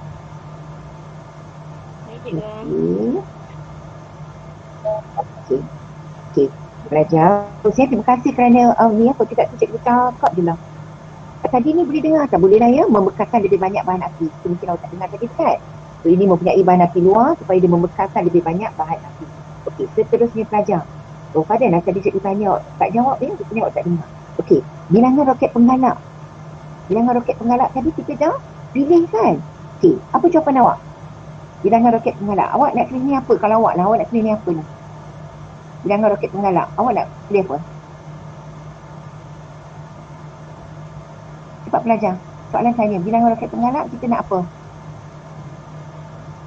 Banyak. Pelajar dengar ke? Banyak. Bagus. Betul. Kita nak lebih banyak. Betul tak? Kita nak lebih banyak. Pelajar, kalau boleh, bila soalan macam ni, awak buat dia lebih banyak. Sebab sebelum ni dia dah banyak mungkin kan? Sekarang ni lebih banyak. Ya, okey. Kita nak dia lebih banyak. Okey, kalau awak letak sini 2, boleh tak? Bilangan roket penggalak. Sebab sini dia kata 2 kan? Sini dia kata 2, jadi awak pun jawab sini. Bilangan roket penggalak 2. So, boleh tak awak jawab 2 tu? Tak. Tak boleh. Sebab kita bukan nak 2. Kita nak banyak. Faham tak? Kita nak lebih banyak. Banyak. Okay, kita nak banyak. Betul tak? Kalau awak letak 2, sebab kalau misalnya dia ada 3, kita akan pilih yang 3. Faham tak? Ini kebetulan dia letak 2 dengan 1. Faham? So, kita tak boleh jawab nombor. Nombor dekat soalan ni kita tak boleh bagi. So, awak kena bagi sama ada dia banyak atau sikit. Panjang atau pendek. Tinggi atau rendah. So, kita nak lebih banyak. Kenapa bilangan roket penggalak lebih banyak? Reason kita, kita nak menambahkan daya tujah. Sebab bilangan roket penggalak ni dia exhaust akan turun ke bawah kan.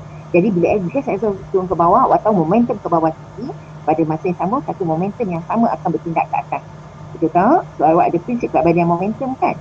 So maknanya dia akan menambahkan daya tujah. Bila ada banyak ni, daya tujah ke atas akan bertambah.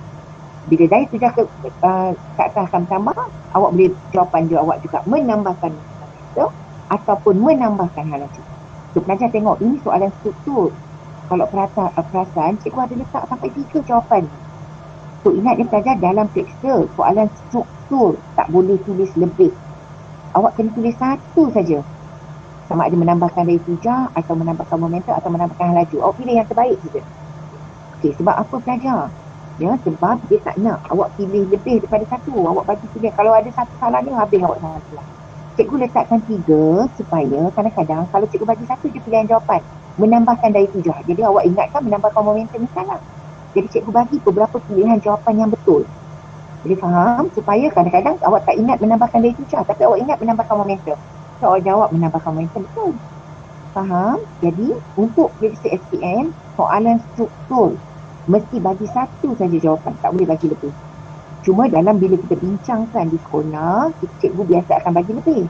Sebab kita bagi lebih supaya bagi pilihan kepada awak. Tak mungkin awak tak ingat menambahkan momentum, mungkin awak ingat menambahkan hal lagi, jadi awak boleh jawab. Ya, dan kita bagi pilihan jawapan untuk awak jawab. Boleh faham? Dan tapi bila periksa mesti jawab 1 saja, tak boleh jawab lebih. Okey, shape of rocket tadi kita dah tahu aerodinamik kan? Okey, aerodinamik dia, jawapan dia mesti mengurangkan geseran udara. Okey, lain dia adalah mengurangkan rintangan udara. Itu saja untuk aerodinamik. Kalau aerofoil apa fungsi untuk aerofoil? Saja, aerofoil. Aerofoil, apa fungsi aerofoil? Menghasilkan daya angkat. Okey, menghasilkan daya angkat itu adalah aerofoil. Okey, aerodinamik mengurangkan daya keksiran atau mengurangkan rintangan udara pun jawab saya. Okey, seterusnya perasan kita pergi kepada soalan nombor 8. Soalan nombor 8 ni adalah aras yang tertinggi sebenarnya di dalam soalan struktur ya. Okey, apakah maksud ya specific heat capacity? So, specific heat capacity ini adalah apa dia? Muatan haba tentu kan? Bila ada perkataan tentu belajar, mesti ada jisim 1 kg. Jadi haba yang diperlukan untuk apa? Untuk menaikkan suhu 1 kg bahan sebanyak 1 darjah Celsius. So, ingat ya, ini semua mesti ada. Kalau awak missing satu, awak tak dapat masak. Okey, haba yang diperlukan. Dia mesti haba. Ya, ada satu kali SPM tu bila pelajar tulis tenaga yang diperlukan dia tak bagi markah. Sebab dia kata ini mesti dengan haba. So yang penting awak tulis ada haba. Kalau kata tenaga haba tak ada masalah. Sebab tenaga haba tu ada. Tapi kalau kata tenaga saja awak akan salah. Okey, sebab tahun berapa tu memang dia akan 2 tahun 2-3 tahun lepas memang dia salah. Pelajar tulis tenaga saja salah. Okey, jadi tenaga haba tak ada masalah sebab haba tu ada. Jadi yang penting adalah haba. Sebab apa? Ini muatan haba. Itu mesti dengan haba. Haba yang diperlukan untuk menaikkan suhu 1 kg bahan. Sebab ada tentu.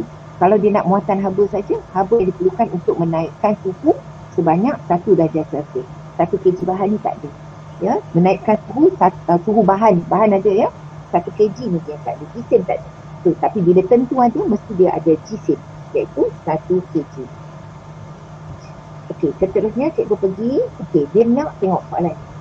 Okey, ini sebenarnya bukan soalan bukan soalan ni, dia masih lagi soalan menilai sebenarnya pelajar.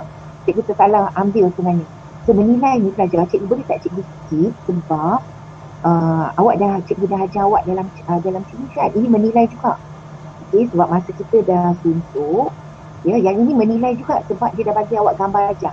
Daripada sini awak nak pilih sama ada kepentingan kopium atau kepentingan polystyrene, itu saja. Jadi jawapan awak berdasarkan kepada pilihan jawapan kat sini. Awak nak gunakan bongkar aluminium ke? Bongkar aluminium sangat. Awak nak gunakan keranjang aluminium ke? Ataupun kain felt. Jadi itu bila dia bagi awak dah jawapan dia, awak cuma pilih saja, itu adalah menilai. Jadi set yang cikgu bagi tu sebenarnya cikgu ingatkan dia adalah set yang tertinggi mencipta rupanya dia menilai, cikgu tersalah. Jadi cikgu nak pergi kepada soalan mencipta. Okey, yang itu maknanya awak boleh buat ni. Sebab nanti tak lagi awak tak ada soalan mencipta pula. Okey, cikgu nak pergi kepada ini. Soalan ni tak ada kat awak ya. Ni cikgu tambah sebab bila cikgu realise bahawa itu adalah konstruk yang sama iaitu menilai, cikgu ambil satu lagi soalan. SPM 2009. Ya, jadi dia bagi sini. Okey, satu ketul ais diletakkan dalam sebuah bekas yang ditutup dengan sekeping kertas. Okey pelajar, kemudian dia kata lepas beberapa minit didapati ketulan ais tersebut bertukar kepada air. Kenapa dia bertukar kepada air? Ais ni melebur kan? Jadi bila ada pertukaran keadaan jilin, ais melebur, maka diserap apa? Dia ada haba pendam. Dia akan serap haba pendam. Okay, haba pendam. Bila dilebur, maka haba pendam pelakuran air. Ini soalan. Okay, sekarang dia nak apa ni? Barulah dia nampak soalan dia. Cadangkan satu pengubah suaian yang boleh dilakukan untuk mengelakkan ketulan ais itu bertukar kepada air dengan cepat. So, bila satu pengubah suaian, ini barulah mencipta. So, mencipta ni adalah aras yang paling tinggi dalam soalan struktur. Okay, dalam esei dia ada juga mencipta. Ya? So, dia pengubah suaian untuk struktur. Aras yang paling tinggi dalam kebat awak. Okey, jadi dia nak awak ubah suai dari segi muatan bertutur. Kita nak ubah suai apa? Kita nak ubah suai ni. Tak buat macam ni saja letak kertas. Kita nak alih. Selain daripada kertas, kita nak ganti apa? So, belajar tengok contoh. Muatan haba tentu bekas. Bekas ni kita nak buat daripada bahan muatan haba tentu yang tinggi ke rendah? Cepat. Muatan haba tentu tinggi ke rendah? Kita tak nak ais tadi cair. Sebab apa tujuan kita? Mengelakkan ketulan ais tadi bertukar kepada air dengan cepat. So, belajar tengok ya, mengelakkan ketulan ais itu bertukar pada air dengan cepat, itu adalah tujuan pengubahsuaian kita. So, tujuan pengubahsuaian kita ni, mengelakkan ketulan ais bertukar kepada air dengan cepat ni, tak boleh kita jadikan sebagai jawapan. Kalau awak jawab, awak akan salah. Sebab itu adalah kehendak soalan. Tak boleh ulang kehendak soalan. Sebab tu awak kena tengok kehendak soalan ni dia bagi apa. Sebab kita tak boleh ulang dia. Ya, kadang-kadang kalau kita terlupa, kita bagi jawapan tu, awak tak dapat matang. So, awak kena check. Ya, untuk mengelakkan ketulan air tadi bertukar kepada air, tak boleh bagi. So, muatan haba tentu bekas. Kita ada dua je, tinggi ke rendah. So, awak nak tinggi ke rendah muatan haba tentu. Kita tak nak air tadi mengalir dengan cepat. So, muatan haba tentu kita nak dia apa? Rendah. Muatan haba tentu kalau rendah dia cepat ni tak? Dia cepat panas tak? Muatan haba tentu air rendah. Muatan haba tentu air rendah ke tinggi?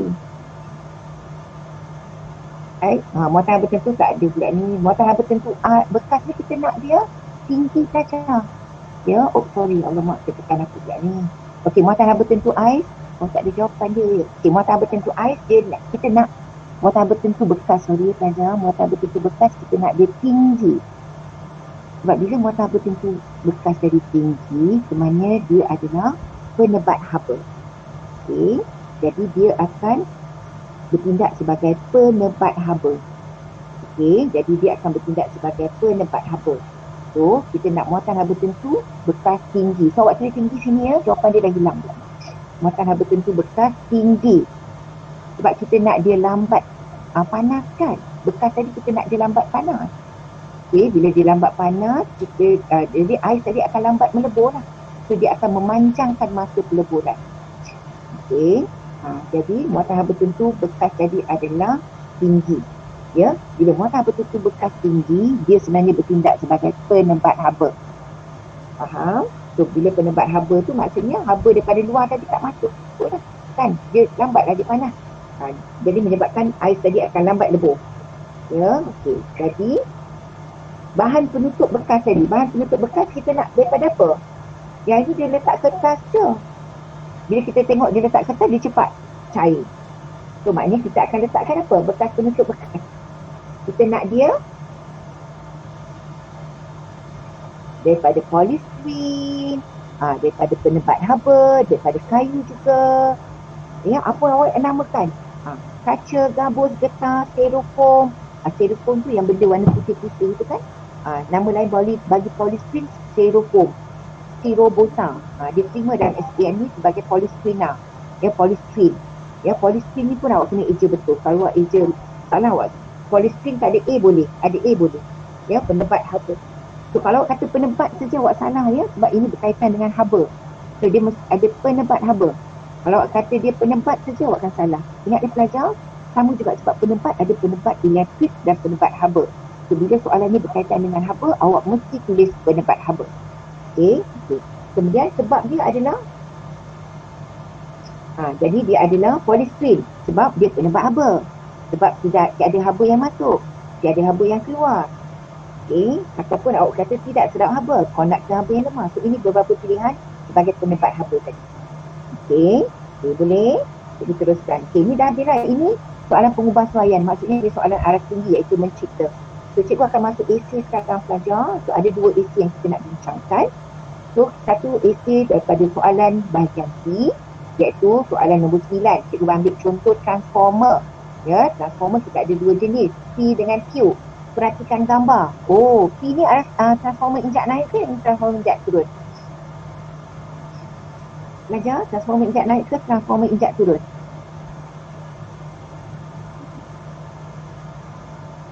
Belajar boleh dengar ke? Belajar dah belajar tak transformer? Dah kan? Dah ke? Belajar? Belajar tak dengar ke? Belajar? Hello? Okey. Transformer awak dah belajar ke? Sorry, cikgu takut tak dengar lagi. Belajar dah belajar ke transformer?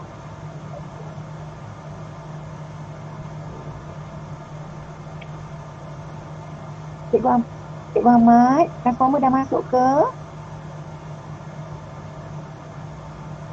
Okey, transformer injak naik ni. Yang mana satu? Belajar dah belajar ke? Transformer Q. Bagus. Awak dah belajar ya, betul ke? Okey, transformer Q adalah transformer injak naik. Bagus, sebab kita tengok bilangan lirikan dia lebih banyak kan. So, transformer injak naik adalah transformer Q. So, jawapan awak adalah transformer Q. Awak tulislah sini pelajar. Transformer Q. Okey, nyatakan prinsip kerja transformer. So, ada 4 markah kat sini. Jadi, prinsip transformer ni pertama, so, bila dia kata terangkan. So, bila dia kata terangkan, dia adalah soalan memahami. Aras yang kedua rendah sebenarnya. So, terangkan prinsip kerja. So, bila dia suruh terangkan prinsip kerja pelajar kena terangkan daripada mula sampai akhir. So, katakan ini 4 markah. Awak tengok 4 markah. So, by right, kalau 4 markah mestilah ada 4 isi kan. Tapi katakan awak ada, tadi cikgu kata suruh terangkan daripada mula sampai akhir. Tapi sekarang ni awak ada 6 isi. Biarkan, bagi sampai 6 tu. Asalkan awak jawab dengan lengkap. Kadang-kadang nombor 1 dengan nombor 2 ni, awak ni kena combine untuk dapatkan markah yang satu. Faham? Jadi yang penting awak jawab dengan lengkap. Ya, kalau awak ada sampai 7, biar je. Sampai 7 lah awak jawab. So kadang-kadang 1, 2 ni, dia combine baru 1 markah. 3, 4 combine baru dapat markah kedua. Yang jawapan awak tu, maksud cikgu. Faham? Jadi yang penting, awak mesti terangkan dengan lengkap. Sebab dia nak terangkan prinsip kerja. Terangkan dengan lengkap. Ini juga awak dah belajar sebenarnya dalam Science Form 3. So, kita gunakan arus ulang alik kan? Jadi, arus ulang alik ini sebenarnya adalah skema SPM ya. Arus ulang alik dalam gergelung linear. Mesti ada gergelung linear. Dia akan menghasilkan medan magnet berubah-ubah. Ya, berubah-ubah sebab kita gunakan arus ulang alik. Barulah dia akan menghasilkan medan magnet yang berubah-ubah. Kalau arus mengalir dalam gergelung linear bukan arus ulang alik, maka dia akan menghasilkan medan magnet saja. Medan magnet tadi tak berubah-ubah. Faham tak? Yang berubah-ubah ni sebab kita gunakan arus ulang alik. Boleh faham? Okay. Medan magnet berubah-ubah ni nama lain dia adalah flux magnet. Ya, ini salah satu je, tak perlu jawab dulu. Kalau awak biasa guna flux magnet tu, awak kena guna flux magnet. Tengok cikgu ni sebenarnya berdengung ya. Jadi cikgu tak pasti kenapa. Okey, kemudian lepas medan magnet berubah-ubah, so keras besi tadi akan menjadi magnet sementara ataupun elektromagnet. So flux magnet tadi akan dipindahkan kepada gergelung sekunder kan, dirangkaikan kepada gergelung sekunder. So flux magnet tadi akan memotong gergelung sekunder. So mesti ada perkataan flux magnet. Flux magnet ni awak boleh ganti dengan garis medan magnet. Kan, flux adalah garis medan. Garis medan magnet memotong gergelung sekunder. So ingat, mesti ada gergelung linear, mesti ada gergelung sekunder disebutkan. Sebab dalam kes transformer kita ada 2. Kan, gergelung linear, gergelung sekunder. Gergelung linear ni yang mesti dengan power supply. Okey, jadi dekat situ belajar kita ada gergelung linear. Okey. Kemudian lepas flux magnet tadi memotong gergelung sekunder, barulah DGE aruhan terhasil dan seterusnya arus-aruhan terhasil. So dia akan membawa 4 markah. Okey, dan ingat pelajar ya, cara penulisan tu yang penting.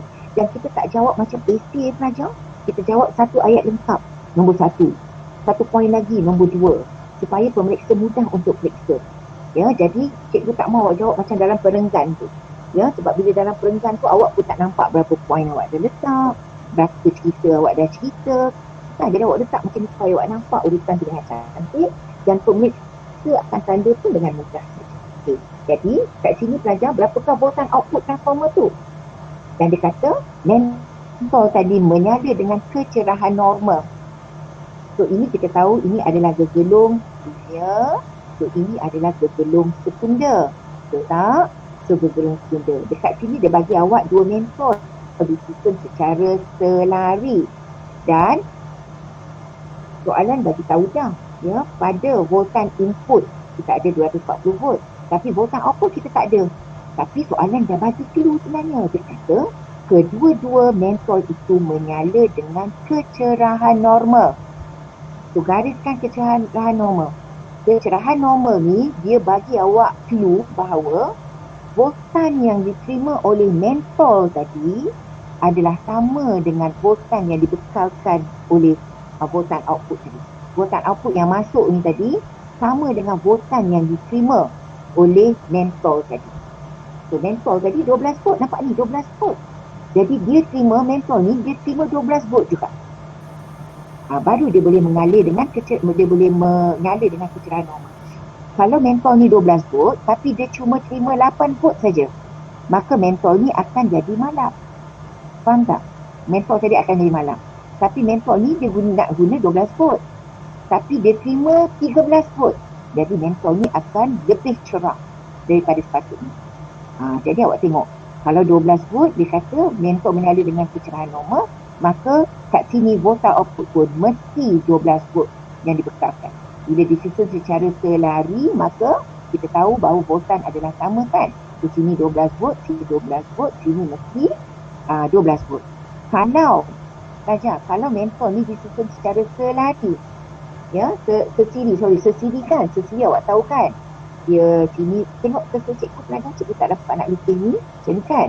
Sesiri, kalau sini 12 volt, mentol mengalir dengan kecerahan normal, maka voltan yang masuk tadi adalah 12 tambah 12, jadi 24 volt. So, ini adalah pengetahuan awak dalam elektrik juga, ya, bab 2. Okay, dari dalam kes ini dia selari, kalau selari ini adalah 12 volt. So, voltan output ni adalah 12 volt, darjah dia 12 volt. Okay, hitungkan kecekapan transformer, kita akan gunakan formula lah. Kecekapan sama dengan kuasa output bagi kuasa input kali dengan 100%. Yang ni kuasa output adalah PI/VI kan? P sama dengan IV. Yang ni cikgu tak dapat nak tulis dah, cikgu lupa nak tuliskan setiap. Ya, jadi awak darab dengan 100%, awak akan dapat jawapan. So jawapan ni cikgu bagi awak 40%. So awak catat situ supaya awak boleh kira. Dia pelajar 40%. Ingat dia pelajar, macam mana cara kita nak buat penyelesaian dia, tuliskan formula dulu. Kecekapan, sama-sama pelajar. Kecekapan ialah kuasa output bagi kuasa input kali 100%. Kuasa output adalah P sama dengan IV kan? Pelajar ingat kan? P sama dengan IV kan? P sama dengan IV. Jadi kecekapan.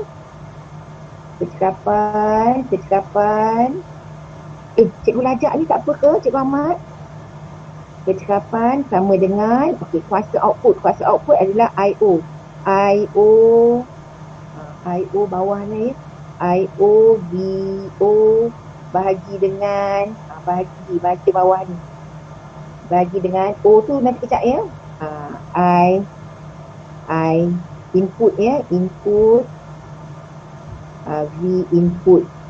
Nanti kejap kita buat ni. Ini darab dengan 100%. Sekejap. Darab 100%.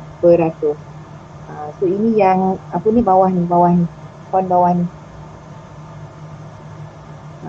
Tak split bawah bawah macam ni tu. IO kecil ni ni kecil bawah. Ni kecil bawah. So awak masuk ikut formula ni. Awak masuk ikut ni. Ini bahagi pelajar, ini bahagi. Ni I ni awak bahagikan. So awak masukkan nilai. So jawapan dia adalah 40%. So formula mesti letakkan. Okay. So formula awak letakkan, awak masukkan nilai. So ini cikgu lupa lah nak apa tu? Nak letakkan jawapan siap-siap supaya mudah awak nak tengok. Sorry saja, nanti cikgu akan bagi pada Cikgu Ahmad ke awak. Ya. Okay, ini kita bahagikan. Kita bahagi. Ni formula dia. Kuasa output atas bagi kuasa input dan dengan 100%. Awak masuk, jawapan dia adalah 40%. Okay, so kita pergi pada seterusnya. Ini menilai lah dia bagi. So dia nak apa? Pengantaran tenaga elektrik melalui rangkaian grid nasional menggunakan kabel dengan voltan yang tinggi. Okey, anda diminta untuk mengkaji ciri-ciri kabel yang paling sesuai, yang mungkin sesuai ya digunakan sebagai kabel pengantaran.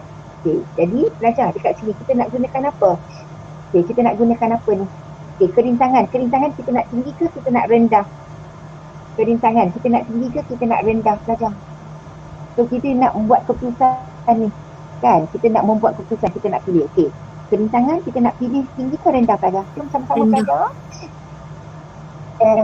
Okey, kerintangan. Okey, kalau kita tengok kerintangan, awak mesti kaitkan dengan apa pelajar? Awak mesti kaitkan dengan rintangan kan. So rintangan dalam kabel ni kita nak dia tinggi kepada kita nak dia rendah. Okey, rintangan kita nak dia tinggi ke kita nak dia rendah.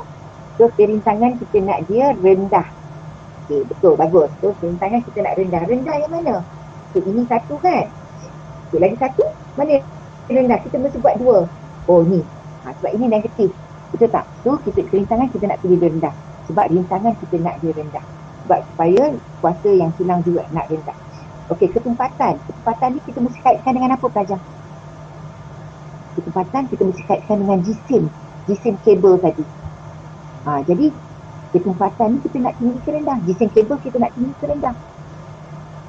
Kita nak kabel tadi berat ke kita nak kabel tadi ringan? Kita nak kabel tadi ringan kan? So maknanya bila kita nak kabel tadi ringan, maka ketumpatan dia mesti rendah. So antara dua ni, ketumpatan yang rendah adalah yang ini. Kita tak 2 darab 10 kuasa 3. Ini 4 darab 10 kuasa 3. So ini lebih rendah. So cos kita nak dia rendah. Kita nak rendah sebenarnya. So kita nak dia rendah. Kemudian kadar pengembangan terma pun kita nak dia rendah. So jawapan kita nak dia Q. So kita dah pilih. So bila kita dah pilih, belajar kita dah pilih. So bila kita dah pilih, baru kita jawab. Ini adalah menilai yang kedua tertinggi. So baru kita nak jawab. Okey, cikgu terus bagi jawapan. So maknanya pelajar yang penting tengok cikgu. Ini soalan kerintangan kan? Aspek dia kerintangan, ketumpatan, kos, kadar pengembangan terma. Dalam ni soalan 10 markah ni, awak mesti buatkan table, buatkan jadual. So tujuan dia kita nak apa ni pelajar? Lupa nak tengok tujuan dia. Anda diminta untuk mengkaji ciri-ciri kabel yang mungkin sesuai digunakan sebagai kabel pengantaran. Itu saja. Tapi kabel tadi menggunakan voltan yang tinggi. Dia dah bagi soalan dah, dia bagi tujuan dia. So maknanya pelajar, aspek ni, kerintangan, ketumpatan, kos, kadar pengembangan terma, pelajar mesti salin dekat sini, nampak? Kerintangan, ketumpatan, nampak? Kos, mesti ada. Kadar pengembangan terma, mesti salin. Kemudian kabel yang paling sesuai. Okay, ni mesti ada. Ya, yang cikgu highlight itu mesti ada. Okey, yang tu mesti ada. Okey, kerintangan rendah. Okay, kita pilih tadi rendah. Sebab apa? Okey, bila kerintangan rendah, rintangan dia rendah. Bila rintangan dia rendah, dia akan mengurangkan kehilangan haba. Okey, dia mengurangkan kehilangan tenaga. Ya, sebab kita akan gunakan formula P sama dengan I squared R. Kita tulis ya, P sama dengan I kuasa 2R. So R dengan P tadi adalah P yang hilang, kuasa yang hilang. Kadar terus. So kalau kita nak kehilangan kuasa rendah, kehilangan kuasa juga berkadar dengan kehilangan tenaga rendah, maka R juga kita nak rendah. So bila R rendah, kita akan pilih kerintangan yang rendah. Ya, kerintangan yang rendah. Kerintangan ni dia lebih kepada bahan ya pelajar. Jenis bahan. Sama ada kita nak gunakan kuprum, kita nak gunakan nikrom ke apa, dia jenis bahan. Okay, jadi ini reason awak. Okay, ketumpatan rendah. Ingat dia pelajar mesti tulis, awak tak boleh jawab rendah saja. Kalau jawab rendah saja awak akan salah. Sebab aspek tu mesti dituliskan.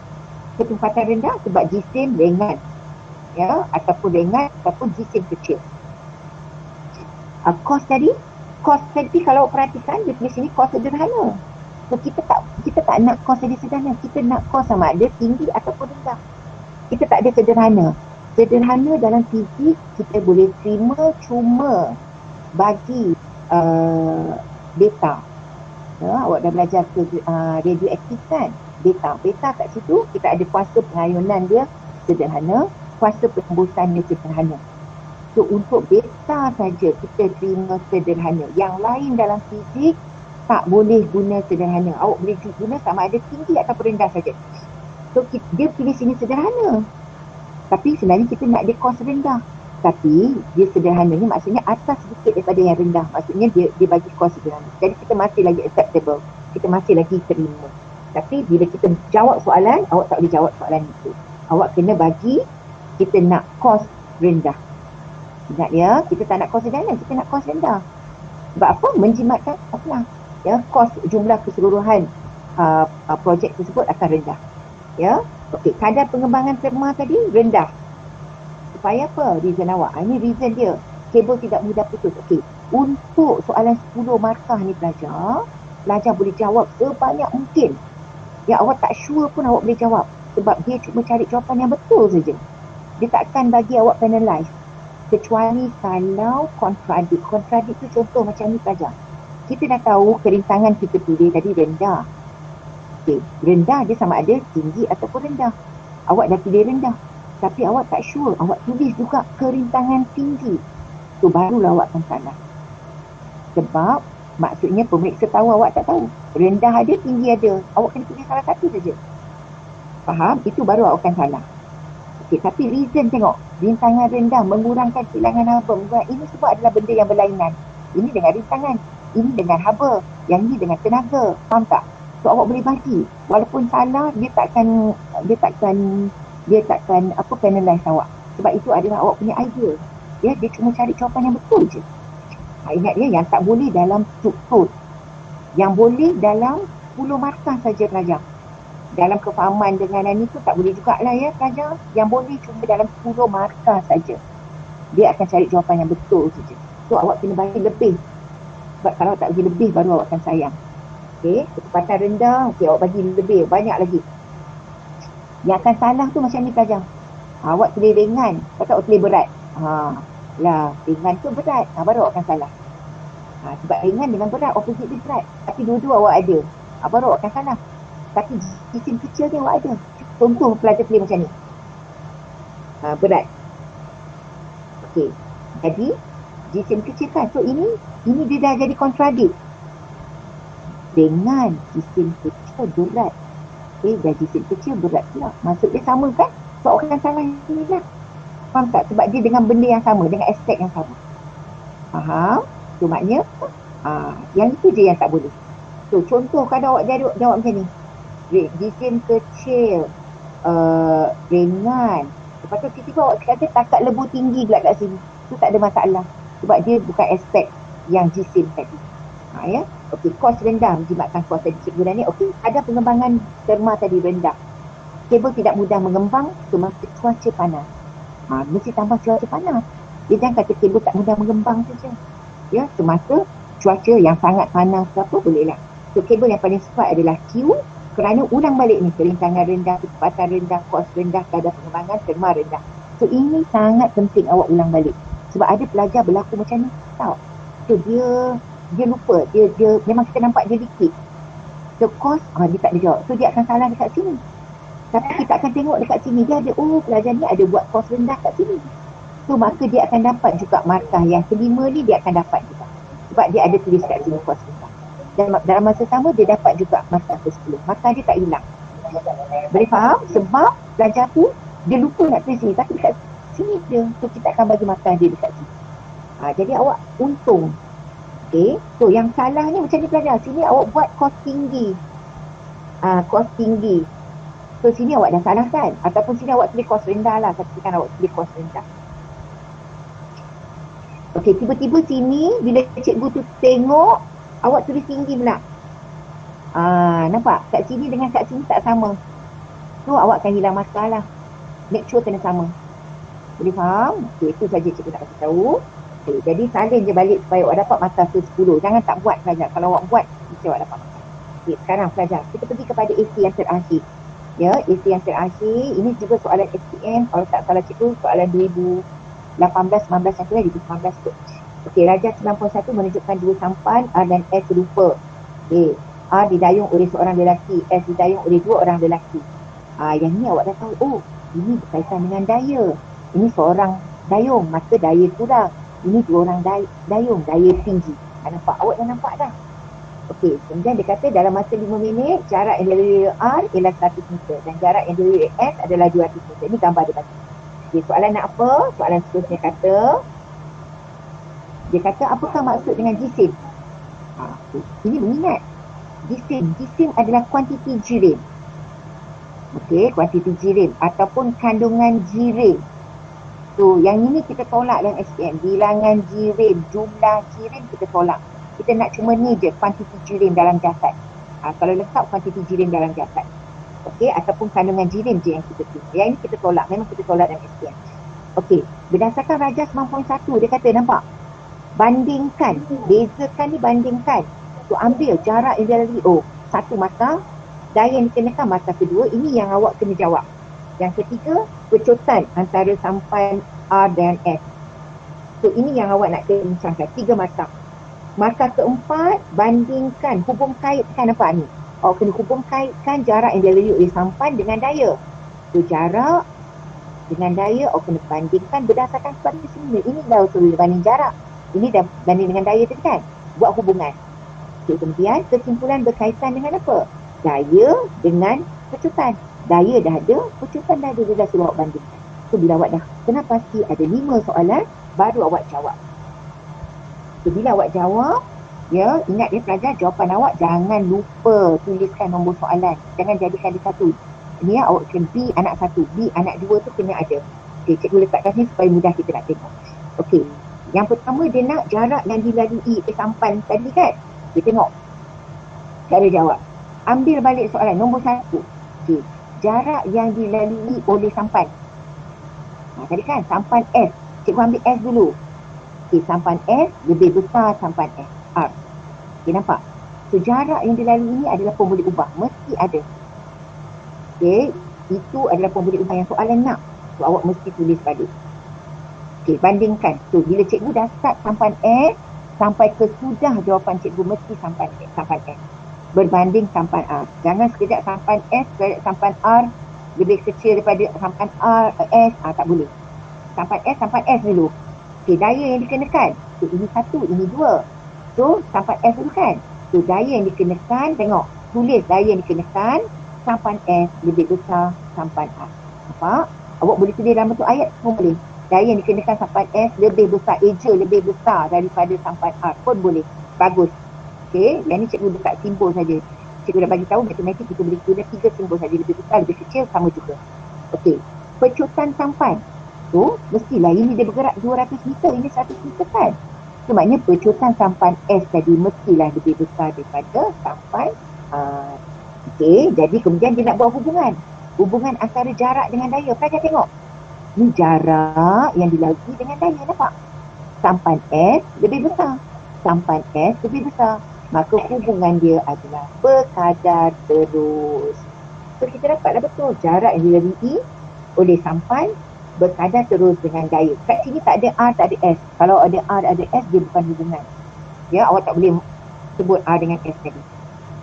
So, jarak yang dia pun boleh ubah je. Jarak yang dilalui berkadar terus dengan daya yang kita. Sebab lepas tu dia nak daya dengan pecutan pula pelajar. Kita tengok daya sampan S lebih besar.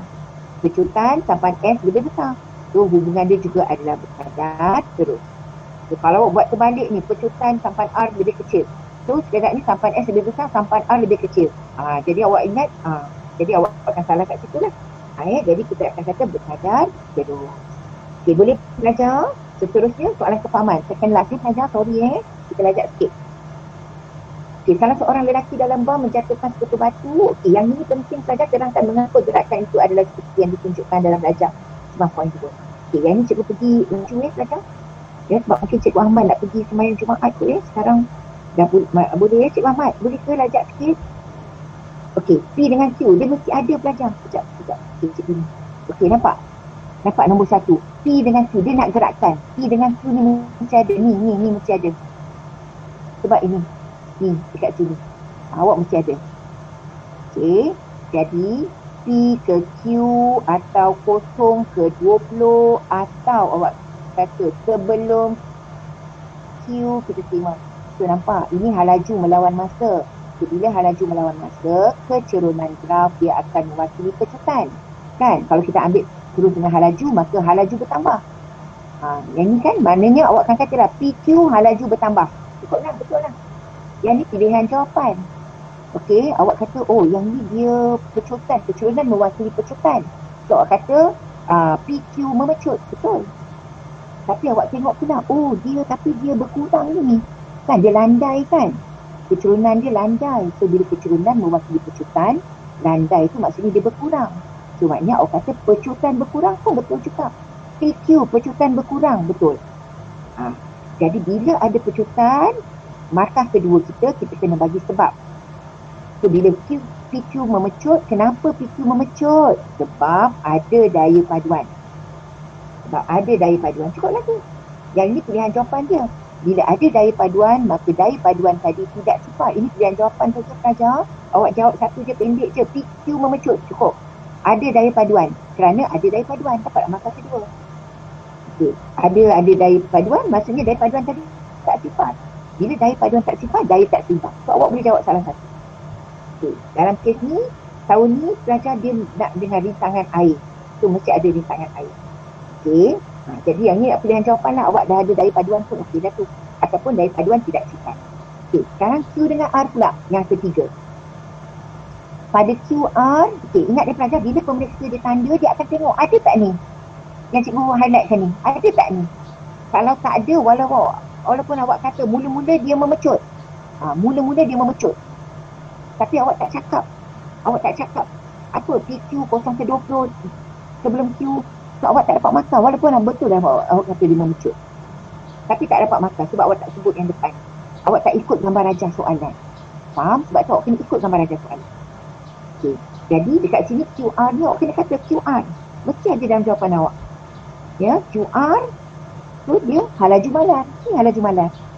Halaju malar atau pecutan sifat kan. So bila pecutan sifat, daya paduan sifat. Nampak reason awak nombor 4. Daya paduan sifat. Bila daya paduan sifat, kita tahu keseimbangan daya. Bila keseimbangan daya, kita tahu ataupun nama lain dia daya seimbang. So sebab itulah halaju dia adalah malar. So kita dapat 4 markah bila awak jawab macam. So bila SPM tahun ni pelajar, ya, ramai pelajar kalau dia tak dapat 4 markah. Dia cuma dapat 2 markah, 2 ataupun 3 markah. Ya, dia tak dapat 4 markah. Sebab apa? Dia tak buat ni, PQ ni dia tak buat.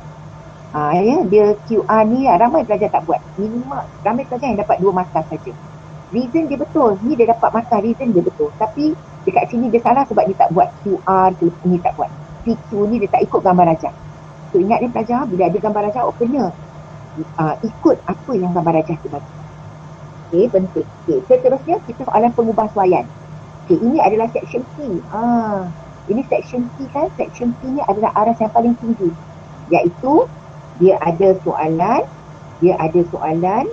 aras yang paling tinggi iaitu soalan mencipta atau mereka cipta. So, apa clue dia?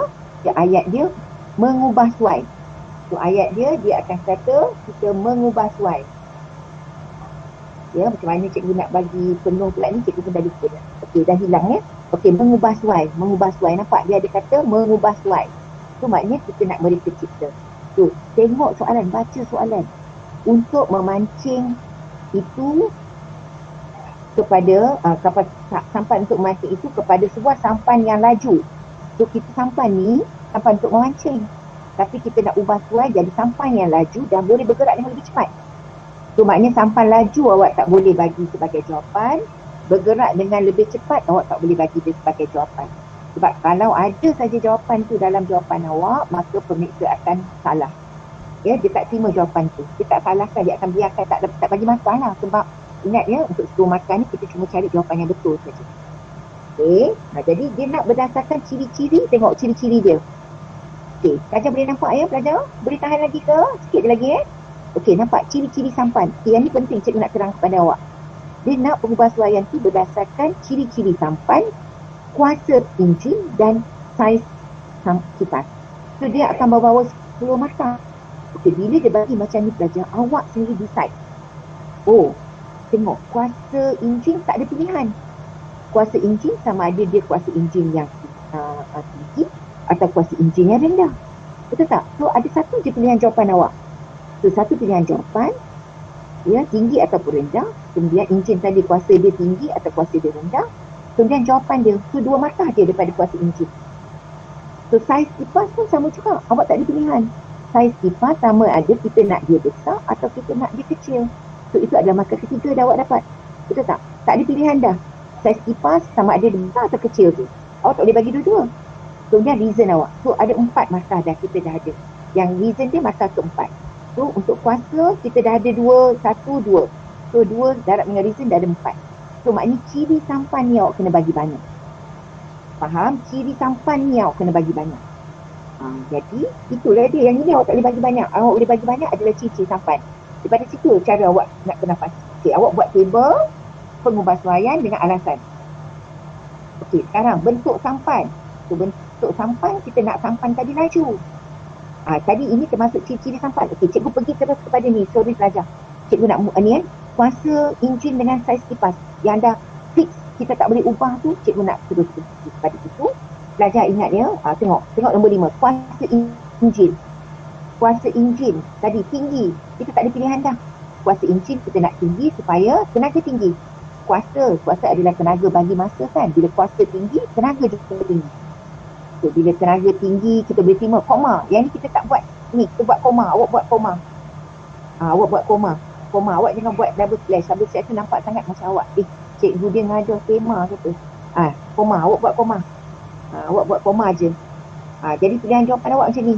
Lebih, pecutan lebih macam ni ya. Yang mana cikgu dah buat tu tak apalah pelajar ya. Next time awak buat koma untuk ni. Sebab awak boleh bagi lebih. Awak kena bagi lebih. Sebab kalau bagi sikit awak akan rugi. Okey. Jadi ini pilihan jawapan awak. Daya tinggi lebih pecut. Ya, pecutan tinggi ke kan.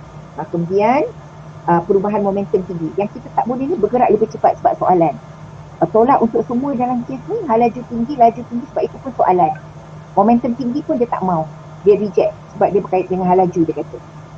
So dalam kes ni semua soalan ni awak bagi jawapan tak boleh terima ni. Nampak cikgu dah tulis tolak untuk semua. Hal laju tinggi ni memang tema SPM. Ya, okey. Sekarang pelajar. Tadi kuasa enjin dah mesti ada kan? Okey. Kemudian kipas tadi. Saiz kipas mesti besar. Sebab apa? Bila saiz kipas besar, tenaga tinggi juga. Daya tinggi, lebih pecut, momentum tinggi. Ya, kita tolak angin lebih banyak, dia tak nak. Dia nak mesti dengan kipas, bergerak. Ini dalam kes sampannya, kalau kes lain mungkin kita boleh terima tu. Angin lebih banyak tu kita boleh terima. Contohnya dalam radiator kereta, sistem enjin penyejuk kereta. Kan enjin, sistem penyejuk enjin. Kita ada kipas juga kat situ. Kipas tu kita nak dia kipas yang besar juga. Supaya apa? Enjin, angin lebih banyak. Yang tu masa kita terima. Cuma dalam kes ni dia tak terima. Ya, awak jawab je tak apa. Ya, jadi biar pemeriksa je cari jawapan awak. Awak jawab je. Okey, asalkan tak kontradi. Kontradi tu angin lebih banyak, kemudian angin sikit. Tak boleh lah macam tu. Ya, jadi sebab tu awak kena bagi banyak. Sebab kita tak tahu jawapan tu diterima ke tidak. Jadi ini dah fix. Okey, yang tak fix tadi ciri-ciri sampan kan? So, ciri-ciri sampan, bentuk sampan tadi. Bentuk apa? Aerodinamik. Okey, aerodinamik, larus boleh, tirus boleh, tajam di depan. Cikgu nak awak sebut satu je lah aerodinamik. Kalau awak ingat aerodinamik. Kadang-kadang pelajar tak ingat. Ya, bentuk larus boleh, tirus boleh, tajam di depan. Tajam saja tak diterima. Ya, sebab yang tajam ni mesti pada bahagian depan bot. Sebab itu mesti di depan. Ya, dan cikgu cadangkan awak ingat aerodinamik je. Cuma tinggal lagi cikgu bagi pilihan. Kalau awak tak ingat yang lain. Aerodinamik puaslah ingat. Aerofol je awak ingat. Aerodinamik tak ingat. Jadi awak boleh bagi bentuk nama lain je. Bentuk torpedo, bentuk peluru. Itu larus. Ya, larus ni macam bentuk ikan tu kan. Tirus yang kita terima. Yang tajam mesti ada tajam di depan. Tajam di hujung depan lah. Yang penting depan. Okey, bentuk aerodinamik ni sebab kita nak kurangkan rintangan. Yang ini tak boleh. Ini ramai pelajar jawab. Melawan rintangan. Rintangan mana boleh kita lawan. Kita nak kurangkan rintangan tadi. Lawan ni awak nak lawan macam mana? Lawan pakai pedang ke? Lawan pakai apa? Jadi dia tak terima melawan ni. Menghalang rintangan tu tak. Macam mana awak nak halang rintangan? Awak nak tahan rintangan tu ke? Tahan angin tu macam mana tu? Tak boleh kan? Mengatasi. Macam mana awak nak mengatasi rintangan ni? Awak nak berlomba dengan dia ke apa? Jadi sebab itu kita nak rintangan kurang je. Mengurangkan rintangan dalam nama lain. Melawan rintangan lah, menghalang rintangan, mengatasi rintangan. Tak ada. Tak boleh. Ya, sebab dia macam mana awak nak buat benda tu? Kita nak kurangkan rintangan. Okey, kemudian awak pilih ciri-ciri sampan. Pilih lah. Sampan tadi kita nak ringan. Bila sampan tadi kita nak ringan, macam kita bahan ketepatan dia rendah lah. Supaya bahan ketepatan rendah. Sebab bila dengan jisim ataupun ringan, mesti dengan ketepatan. Sebab ketepatan adalah jisim perisi padu. Jisim perisi padu. Ketepatan berkadar dengan jisim. So, bila kita nak jisim yang kecil, maka ketepatan mesti rendah. Mesti kaitkan dengan ketepatan. So awak dah ada berapa ni? Dah ada tadi 4, ini 5, 6, 7, 8 dah. Kan? Boleh terapung ni tak boleh lah. Sebab kalau dia ni pun dia terapung tak kan? Dekat mana kita nak dia terapung, ini kita tolak. Okey. Seterusnya yang terakhir. Jadi kita tadi dah ada 8 dah. Satu lagi ciri sampan apa nak? Awak fikir lah. Awak nak bagi 4, 5 pun boleh. Tak ada masalah. Bagi lebih pun tak apa. Awak tengok lagi nak letak lagi. Letak. takat lebur sampan ke apa ke, boleh. Tapi kalau boleh yang berkaitan lah kan. Kalau awak tak ingat, awak boleh je bot. Okay, bot kuat. Nampak? Bot kuat. Yang cikgu letakkan warna yang lain sikit ni, sebenarnya dia mesti ada. Bot kuat. Kalau kata kuat je, tak boleh. Sampan kuat boleh lah, bot dengan sampan sama. Okey, dia berbuat daripada bahan yang kuat. Bila bahan kuat, maksudnya dia tidak mudah patah. Ataupun tidak mudah bocor. Patah, pecah, putus, bocor. Yang sesuai ni, kalau sampan ni bocor lah dengan patah. Okey, bahan kalis air, nampak? Mungkin awak boleh buat benda lain. Jangan bagi satu saja pelajar. Yang ini semua awak boleh tulis. Sebab kalau tak ada kuat, mungkin dia boleh bagi. Contoh mungkin dia boleh bagi, kalau awak salah dekat tempatan, mungkin dia boleh bagi dekat bahan kalis air. Bahan kalis air. Bot tadi dia buat daripada bahan kalis air supaya kalis air lah. Sebab kalau sampan tadi serap air, maka dia akan berat. Bila berat, dia tenggelam. So, bahan kaca fiber. Kalau jenis ni, awak kena certain je ya, dia kerana carbon composite. Yang ini fiberglass, kaca fiber, atau berbahasa Inggeris fiberglass. Fiberglass. Okay, yang nama-nama ni pelajar, dia memang akan ikut betul-betul. Sebab tu awak tak selamat sebenarnya menamakan. Sebab kadang-kadang kita tak tahu betul ke tidak. Jadi awak bagi yang umum juga. Awak boleh namakan tapi awak bagi dalam masa sama yang umum juga. Sebab bila awak namakan, contoh awak kata fiber je, so awak akan salah. Awak tak ingat kaca tu, awak ingat fiber, so awak akan salah. Awak ingat bahan karbon, tak ada komposit, dia nak bahan karbon komposit. Bila awak ada kata bahan karbon saja, awak salah. Awak kata bahan komposit pun awak salah. Dia nak bahan karbon komposit. So dia nak, dia tengok tema juga pada tahun tersebut ya. Okay. Bahan bot aluminium. Kalau awak kata bot keluli ke, salah dah. Jadi awak boleh namakan tapi dalam masa sama awak bagi yang umum juga. Dia punya ketumpatan, bukan khas untuk ni, untuk bot sajalah ya. Benda-benda lain awak boleh bagi lain. Takat lebur dia ke, awak nak bagi tu ke, takat DJ ke, yang bersesuaian lah maksud cikgu ya, awak kena bagi. Okay, supaya ingat konsep kita, dia akan cari jawapan yang betul. Awak boleh bagi sebanyak mana jawapan awak, ya, dia akan ambil jawapan yang betul. So pelajar, terima kasih dan selamat berjaya untuk SPM 2020. Semoga A+ dalam tangan anda. To excel in what you are targeted for, do something out of routine. Awak kena buat sesuatu yang luar daripada routine awak. Dia tengok, dia aim ni pelajar. Okay, tengok. Mula-mula dia praktis jauh. Tapi kalau awak praktis ni, tengok, dia akan jadi sharpshooter. So bila awak buat 10 kali, 100 kali ni, maknanya dia akan terus pergi kepada markah 10 ni kan tengah.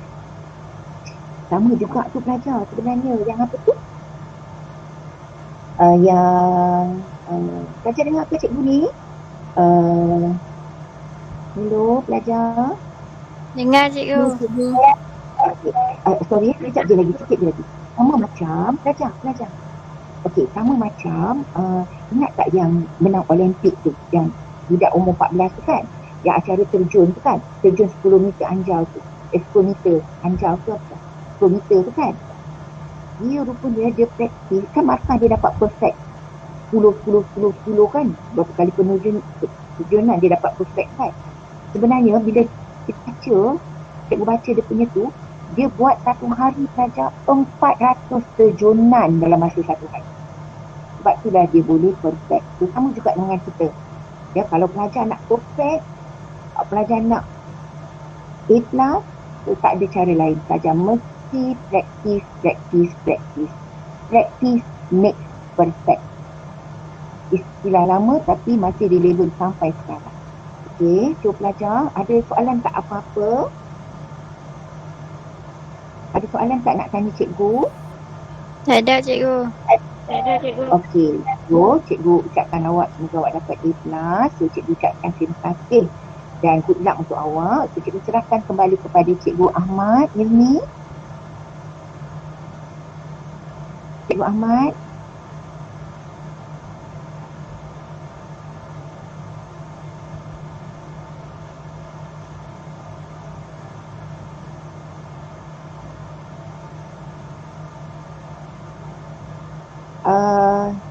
Ada cikgu ke?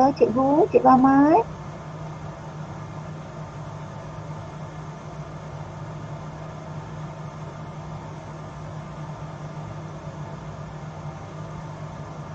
Okey, sambil kita tunggu Cikgu Ahmad pelajar, ada nak tanya cikgu apa-apa? Tak ada? Kau tak faham ke apa ke nak tanya ke? Kakak ni boleh faham tak? Boleh. Ha? Apa dia tak dengar? Okey, kalau tak faham, awak boleh tanyalah ya. Kemudian siapa kan? Sorry cikgu, saya start. Oh, okey. Halo, cikgu. Cikgu rasa, ya, saya. Cikgu ni. Ya. Ya, Sorry saya. cikgu, saya kat saya kat pusat besi ni. Oh, ya ke? Mana taman ah? Ya. Okey, dah Okey, tamat. baik cikgu, terima kasih. Terima kasih cikgu Anis. Ya. Dan insyaAllah mungkin kita jumpa lagi. Untuk mungkin barangkali ada bengkel untuk akan datang. Terima kasih banyak-banyak cikgu Nurani. Jumpa lagi. Terima kasih pada semua. Ya. Okey, terima kasih cikgu ya. Assalamualaikum. Waalaikumsalam warahmatullahi. Okey, bye belajar. Assalamualaikum. Terima kasih. Terima kasih, cikgu. Terima kasih, cikgu.